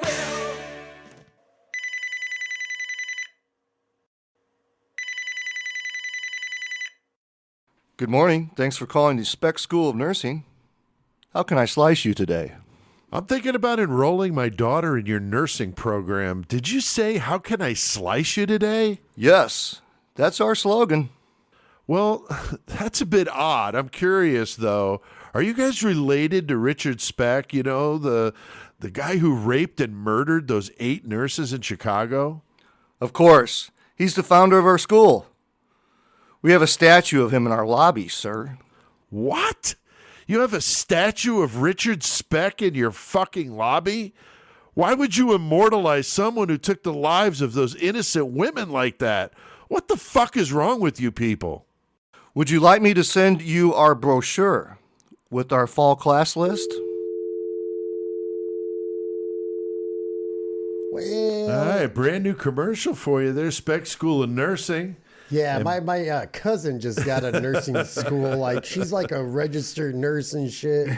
Yeah, She didn't go to that school. that's good. That's good. Yeah, that's a very good thing. And of course, we're in Mayhem now. We got CK still here. Yes, with sir. us. Here? What's going on, CK? Said you got some stories you much. want to tell us. Yeah, I heard I you got got some it. stories to tell. I got a couple to discuss you guys and some listeners. All right. I hope they have poop involved. Yes, they do. Nice. Score. All right, both these go back to 2005. All right. Oh Now, wow. at the time, I was working. I wasn't in management where I work at now. Like for 3 weeks, I was like working like mass overtime, like 12-hour days. Because I was getting ready to go. Actually, me and Laura were getting ready to go on our first vacation together. And it came to the Friday before we go on vacation. And I worked so much overtime, I was able to get out early that day. So I'm getting ready to leave work. Quick question.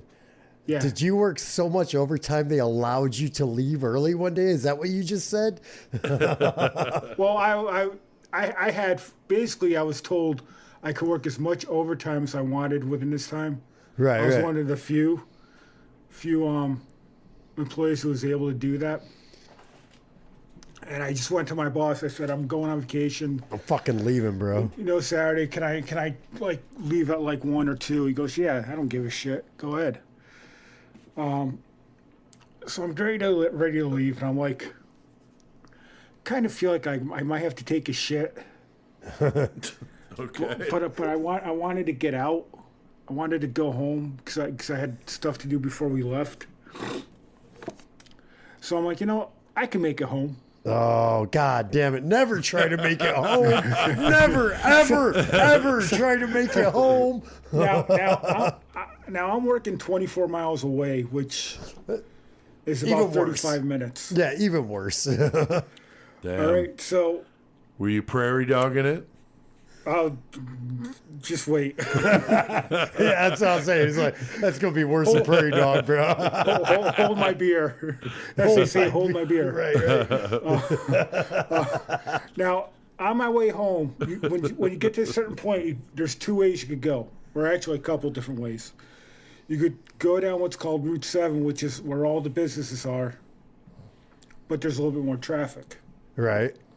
But there's businesses, so if you have to stop, there's a place to stop. There's somewhere you can dookie. I decided to go the other way because I wanted to get home faster. All right. Now the other way is back roads. Well, that's cornfields, And- right? There's no it's cornfields all out woods. there. It's Well, even woods. the woods, whatever. I like your shit. So basically, probably 18 miles of the ride is going through woods, All right. rural area. So I'm driving, and I get halfway home, and I'm like, oh no. My stomach's starting to churn. And I'm thinking to myself, well, if I could get to Bethel, which is right before Danbury's where me and Pete grew up, Right. I said I could hit the Burger King and go take a dump there. And get a sandwich. I didn't want a sandwich. I just wanted to get to the bathroom. So I'm getting close to Bethel. I'm like, oh shit, I don't know if I'm gonna make it. I said I definitely ain't gonna make it home. That's for damn sure. So I'm getting closer to Burger King. I get to Burger King. I pull in the first space right across from the door. And I'm squeezing my cheeks together running to the bathroom. Like, wait, like like- physically with your hands? Oh yeah. Yeah. Oh yeah. Because I was ready to shit myself. So I make sure nobody sees me going into the bathroom. I get in the stall. I pull my pants down. As soon as I pull my pants down, all over the toilet. You just spray the toilet like, fuck it, whatever. There was more in the toilet than there was in the toilet. On the floor. Oh my God. Dude, I'm so glad you told that shit. Like, I need to know the outcome. What happened? Did people walk in? Nobody walked in. But I'm looking at it. I'm like, my there's no God. fucking way. There's no way I could clean this up. So I'm looking at Yeah, it. that was beyond Pretty- like a couple of paper towels. Oh, yeah. Oh my God. So dude. I finish what I have to do over the toilet. Over the toilet. I ain't sitting on that Over shit. the toilet. So I clean myself up, pull my pants up. Holy fuck, bro. I look out the door, make sure there's nobody out there, and I quickly go to my car. And I'm just thinking to myself, I feel sorry for the poor bastards. Right? For real. Because you know. Somebody quit over that. Yeah. Somebody's Somebody like, was like, "Fuck I ain't this. fucking doing that shit. Fuck this. Fuck CK you." went in there and shit again. Oh my God, Oh, dude. damn. That's fucking good. That's a good one. Obviously, that was pre-colostomy days. Obviously, yeah. That was a good one, though, That's CK. fucking hilarious. At least you got to do something so epic before the colostomy, bro. He's just like, fuck yeah. it. Yeah. It's like, all right. And once it came out, I didn't give a shit. So I'm like, you know what? At least I didn't shit myself. Right. At least it ain't on my clothes. It's all over the Burger King exactly. shit. So again, another shit-related story. Yes. We're on vacation. Wait, with Laura? Wait. Yeah, Wait. and her parents. Wait. You And her just said parents. the previous story. Oh, and her parents, The too. previous story was like right before going on vacation, so you left work early. Correct. Is this the same vacation? This is the vacation. Yes. Oh, my yeah. God, wow. Fuck yeah, dude. So it's our first vacation going to South Carolina. We go to this place called T-Bones, which isn't there anymore, which is awesome steak. So I'm like, I gotta take a shit. So I go to the bathroom, right? And just to preface this, I blew out my back a couple weeks before at work. I Hovering had a over bad a back toilet. anyway. Hovering over the toilet, yeah. I Fucking wish. shitting over the toilet. You push it so hard you blew a fucking So- vertebrae. So I go to take a shit, and this toilet is lower than any other toilet I've ever been on. No, the toilet that you shat on felt super low, bro. Yeah, probably fucking shit and it fucking just fell into the fucking floor. Oh, my God, dude. So I take a shit. I finish taking a shit, and I'm like, I can't get up. My back is so fucked up, I cannot get up. No matter what I did, I couldn't get up. And this is 2005, so I didn't care. I didn't have a phone where I carried it everywhere like we do now. What were you going to do? No, that's funny, though. You Call said it- 911. I need help up the No, toilet. that's what I was saying. That's what's funny. I ain't got a phone, so I can't call anybody. No, dude, we've been at work. Me and Michael, we've been at work someday. This has happened twice. I'm fucking at work and my phone's fucking getting a text message. I look at it. It's my brother in the shitter at work. There's no shit tickets in the goddamn bathroom. And he's like texting me. It's like, Chris, bring me some motherfucking toilet paper, bro. Like, Oh, God. I'm like, what the fuck? So I'm sitting there, and I'm like, I have no clue what the fuck I'm gonna do, because I can't get up. Oh my god. So it had to be like 10 minutes. And Laura was starting. I guess Laura was starting to like, know what the fuck. Something's I've been wrong. here Yeah, for 20 something's wrong. minutes. Exactly.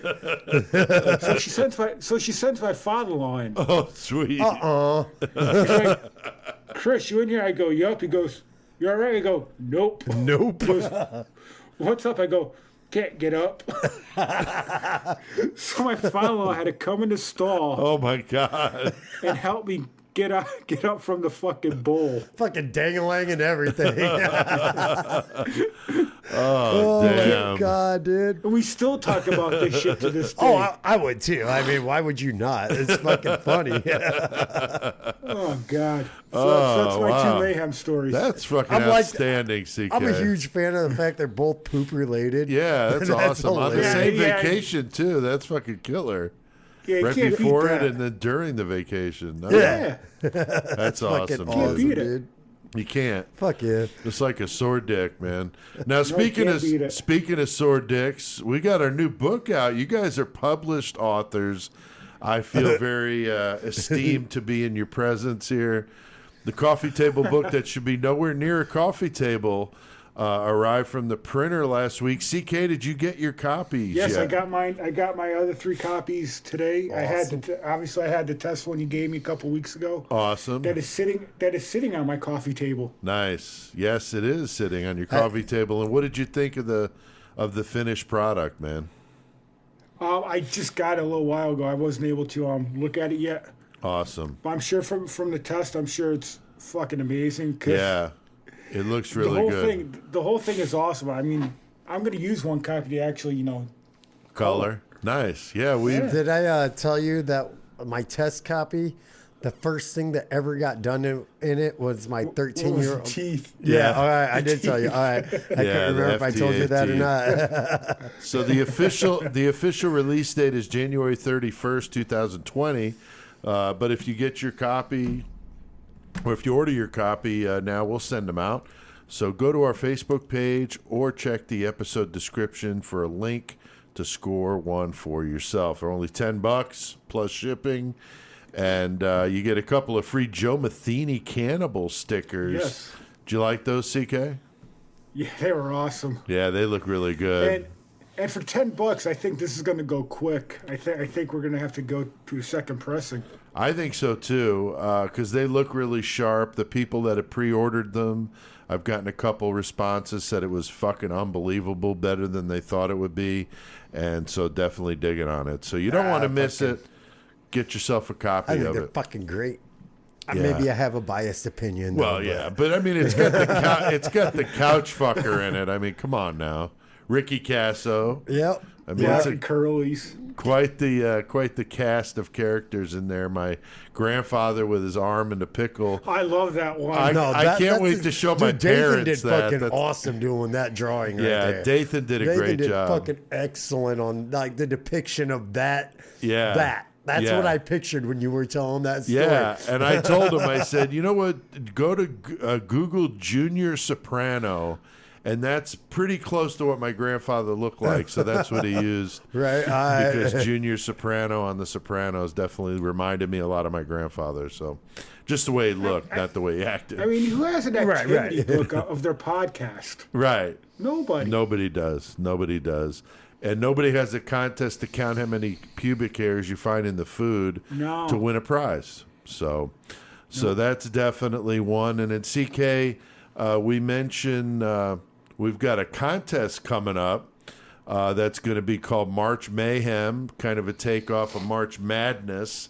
And I know I talked to you about this, and Chris and I met earlier about the 16 killers going at it, and then it'll end in a one final brutal match after 4 weeks, and if you pick the killer that ends as the winner, then you may be a co-host on the show. So Fuck yeah, dude. If you pick the correct bracket.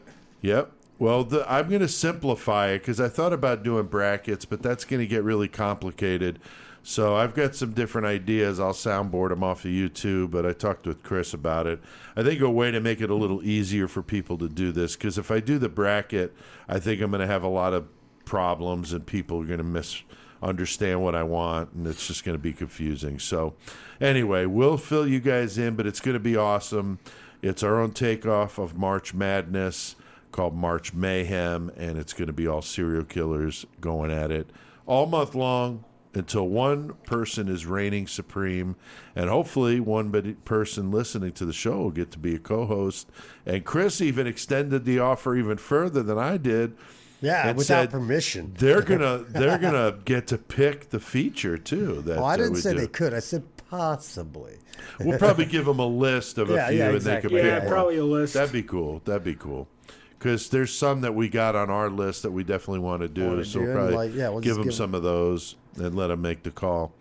So tonight, though, guys, we got a new match in our Killer Cage match tonight, explaining the rules, of course, that we pick, 60 killers, 60 objects that they fight with in a steel cage, fighting to the death with a variable thrown in there for fun. And we get some listener comments and listeners, wanting to get in on this shit. CK, we got a few listeners to thank this time for providing those random numbers. Who are they? Samantha Reinhart, Ray McFalls, and Steve-O Morningstar for the random numbers. Awesome. Yeah, so thanks, guys, for giving us those numbers. And, Chris, we got a good matchup tonight. We talked about this earlier, but who do we got going at it, man? We got the little killer Jesse Pomeroy going up against that stupid fucking bitch that killed her own kids. Right. Drowning in the bathtub, Andre Yates, and it's fucking dumb. She's a dumbass. Yep. She's a piece of shit, drowns her kids in a bathtub. The objects are going to be fighting with Chris. What do we got going on here? Oh, they're going to be having a 2x4 with nails sticking out of that motherfucker. Like you just pound some fucking nails into a 2x4 Right. and just swing it at somebody.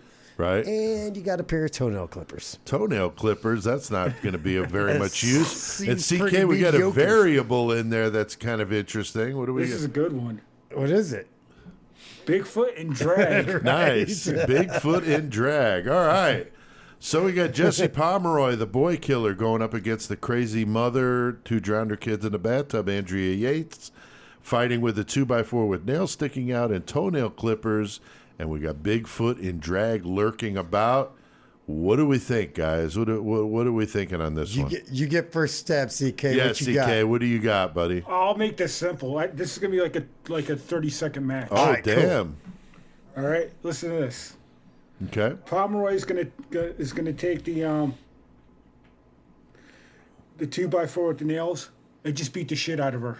Yeah, Okay. definitely that. Right. I'm then he's gonna take the nail clippers and poke her eyes out. oh shit, So she's done. violence. But what happens next is gonna be the killer. Yeah, Bigfoot's gonna fucking knock Pomeroy out, take a shit on both of them, and that's it. What is it with you and shitting? Wait. Yeah, CK on the shit stuff tonight. So Pomeroy murders Andrea, digs her eyeballs out for whatever Yep. random Right. reason. She's done. And then She's Bigfoot done. takes And a then dump on him. Bigfoot just like He's gonna knock just the shit out of a him, knock him Bigfoot out. in drag. And I'm gonna poop on him. shit on that corpse and that knocked out Wow. body. I don't know if I have any. I don't battles know, with man. That I don't know. I mean, it's interesting. I'm thinking that Bigfoot's going to get all into those toenail clippers yeah, and be He's off got- in the he's corner gonna be clipping off in his the- nails and that's kind of where I was at. while it's going down. But I'm thinking Andrea Yates. Andrew Yates is done. I don't give a fuck. You think Oh, yeah. Pomeroy's going to take Andrea Yates? Yeah, You think because so? she's fucking a weak ass bitch. Yeah, I guess so. Mind you, Pomeroy did kill children, but he was a child himself at the same time. Yeah, true. And he actually put violence into it. She was just a weak ass bitch that took her own kids and Right, held their head drowning them under water. in a Fuck that. bathtub. Yeah. Yeah. So I'm gonna go with Pomeroy. Pomeroy kills Andrea. Don't give a fuck about her. All right. And then, I I don't agree think with there's any you. doubt about that. Okay. All right. Well, very good. And then I also think that I like my twist on it. no, I like really your like your twist twist on on it, especially the fucking digging the eyes out for no fucking reason, like, and then the shit like out of nowhere. Whatever. CK wins tonight. Fuck. Yeah, we'll God give it damn to TK. Well, I think we've dealt our fair share of mayhem tonight, guys. So it's time to hit that outro. Yes, Thanks sir. for hanging around, CK, and you're going to stick around for one more in the outro with us. Fuck yeah. So, all right, let's do it. One cannot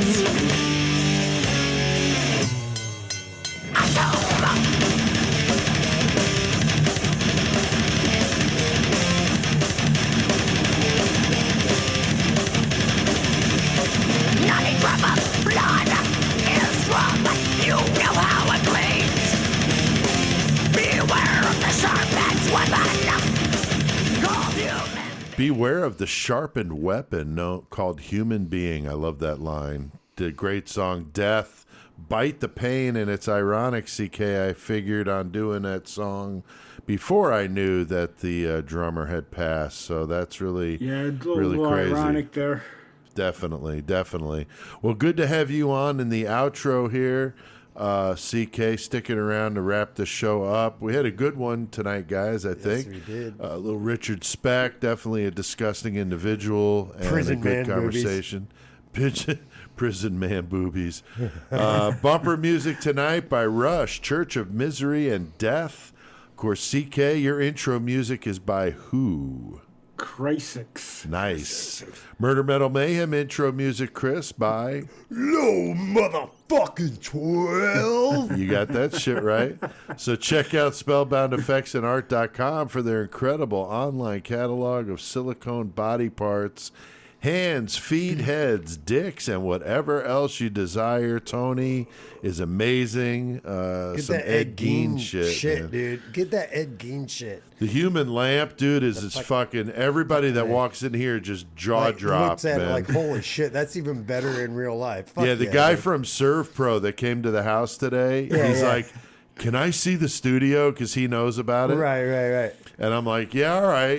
So he comes out here and he walks in the door and he's like, holy shit, that lamp looks so fucking sick. you know? Yeah, That's the definitely, first thing, bro. his eyes glued onto that lamp. It's like, so. oh shit. Yeah, That's and then he a- saw the forearm, and he's Fuck like, yeah. "Holy shit! This is crazy, man." That's a Yeah, he definitely was check freaking out in Tony. here, man. It was That's pretty a- cool. Yeah, dude, the fact that you got dudes coming at your fucking house, fucking like, can I see it? Yeah. Yeah, it's like when Gabe started cutting the grass, same Right, thing. He's right. like, "Can I see yeah, the definitely check out studio?" Tony Like and- saying it in a way, like, "Yeah, fuck, I love showing this shit. Come on, Go Right. get the fucking wife and kids. Come on over." Bring them on over. We got a fucking murder scene going on. Come on. But Spellbound Effects and Art Spellbound is Effects, is yeah, sucking check Tony amazing, out, man. Spellboundeffectsandart.com. Also, book your own ghost tour, seance, or the Jeffrey Dahmer Creep City Cannibal Tour. Sorry, Bob. At Shaker Cigar Bar in Milwaukee, America's most haunted bar. Hangmantours.com. Yes, sir. Thanks to everybody listening out there. We really appreciate it. We continue to keep dominating, and you guys are the reason why. So All we you appreciate people out it. there listening and spreading it. You're the only reason that we do that. I mean, we do it because we like to do it, but Yeah, the fact that you people are out there wanting it right. is a Gives us more huge, incentive. Yeah. huge factor. And I Yeah, it's love very it, dude. cool. It's very cool. CK, why don't you read that first listener comment, buddy? Okay, sure. Aaron Kelly commented, I just got my activity book today, and so far it kicks ass, brothers. Fuck yeah, thank Nice. you, Aaron, dude. Nice. It does kick ass. Yeah, Nah, it's kick I ass. have to admit. It is like one of the most ridiculous things I've ever seen. One of the things I'm proud of too. Yeah, it's funny. so I yeah, think thanks, it Aaron, comes man. off good. Spread it out. Let their friends know. Let them hear it. Let them get the book. Yeah. Fuck yeah, bro. All right, Chris, what about that second one, dude? Susan Rickles, $9.99. That's weird. It's upside down. Yeah, Susan Rickles, $9.99 says, I can't wait to hear the Low 12 episode on Gacy. That's going to be fucking awesome, I'm sure. And I don't know. You were here, but you weren't here. I hope so. I hope so. Yeah, we talked about that earlier in the intro. That Yeah. was an interesting Yeah, time yeah. with you. in here. I was not in the right. I was dumb. I felt bad the next day. Like, dude, I feel like a piece of shit, dude. Fuck. You were fucked up. But no, You were. Susan, I guarantee you, with everybody that was here, everybody talking, minus my debauchery, it's going to be great. Yeah. I look forward just as much as you do. CK, what about the next one, dude? Oh, shit. Jabba the Hutt Rock said, me Jabba and my the Hutt friends rocks. get together on Friday nights at my apartment in Austin to party and listen to your podcast. We love it. Fuck yeah, Fuck man. yeah, have a Down in party. Texas, That's awesome, bro. man. We had Oh, another yeah. listener Fuck that yeah. said she was doing parties in Iowa City or somewhere in there was Iowa. another college class. Yeah, There's University college- Iowa okay, in Iowa was that Grab City. a couple of Yeah, it was that. pizzas, some Yeah, that's beer. awesome. There you go. One beer, dude. Shit. I said some beer, I. some. And then Chris, the last one. there? Murder by Numbers says, I like the CK segment on Liege Lord. I'm from Connecticut, and they never really got their due. And from what CK, bro, what you were saying when we were talking about Liege Lord, it sounds, and I listened to them, they were actually pretty good because I had never heard of them before that. Right. And no, I agree. Like, Yeah, they never really got their- got they what never they got their due. deserved. Yeah. Yeah, so then that's that- cool. No, that's one of the reasons why I like doing my segment is, I try to find bands that many people don't know about, maybe somebody will check them out and dig them. Eventually, I'm going to do another band from Connecticut called Obsession.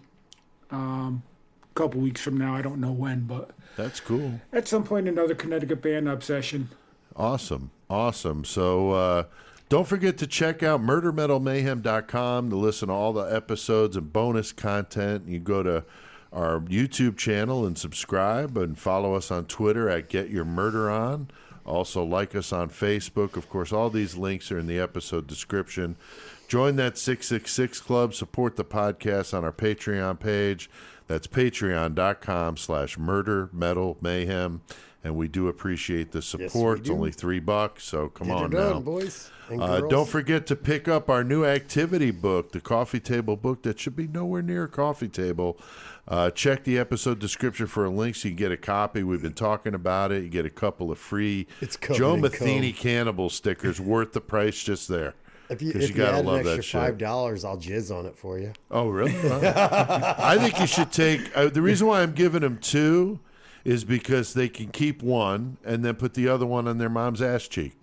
Boom. There you go. Well, Toilet if you put if you pay an extra $10, I'll take a dump on it. Oh, wow. See? See? Well, I can't- you get technically, I fucking can't shit take Wow. and jizz. Fuck, hell can- yeah. Score. I can empty my bag on it. Oh, damn. Okay, then.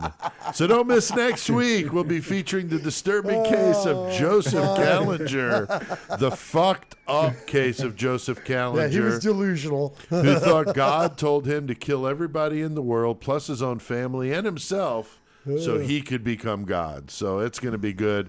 It's going to be a crazy one into madness, that's for sure. We can't let him go, though, without hearing a new karaoke Not at song. all. Not This at is all. a good one, a little boy band desecration. I always love doing these. So until next time, keep one foot in the gutter. And both the fists grabbing your prison man titties.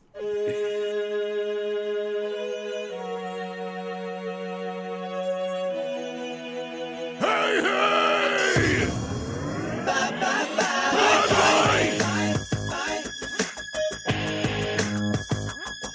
Bye-bye! Ow, ow! I'm doing this tonight! You're probably gonna start a fight! I know this can't be right! Hey, baby, come on! I loved you endlessly, and you weren't there for me. So now it's time to leave and make it alone. I know that I can't take no more. It ain't no lie. I wanna see you out that door, baby. Bye, bye, bye. Don't wanna be a fool for you. Just another player in your game for 2.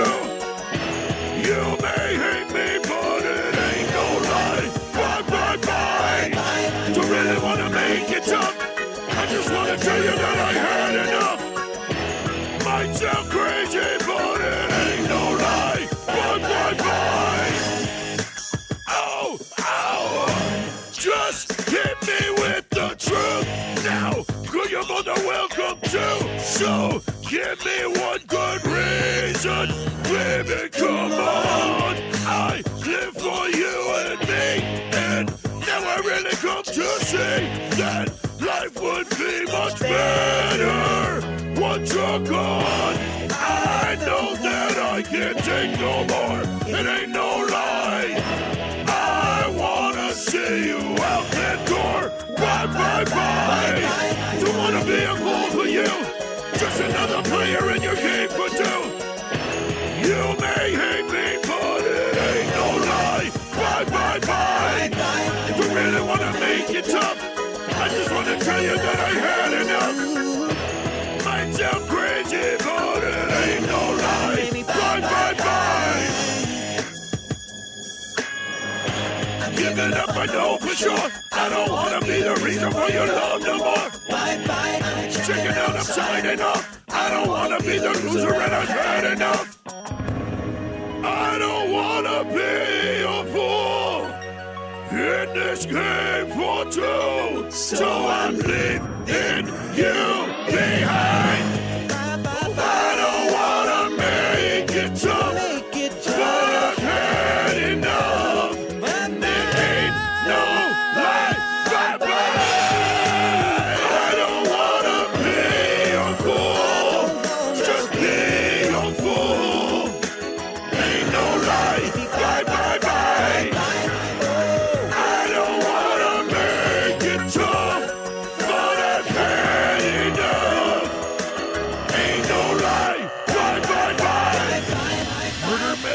Mayhem.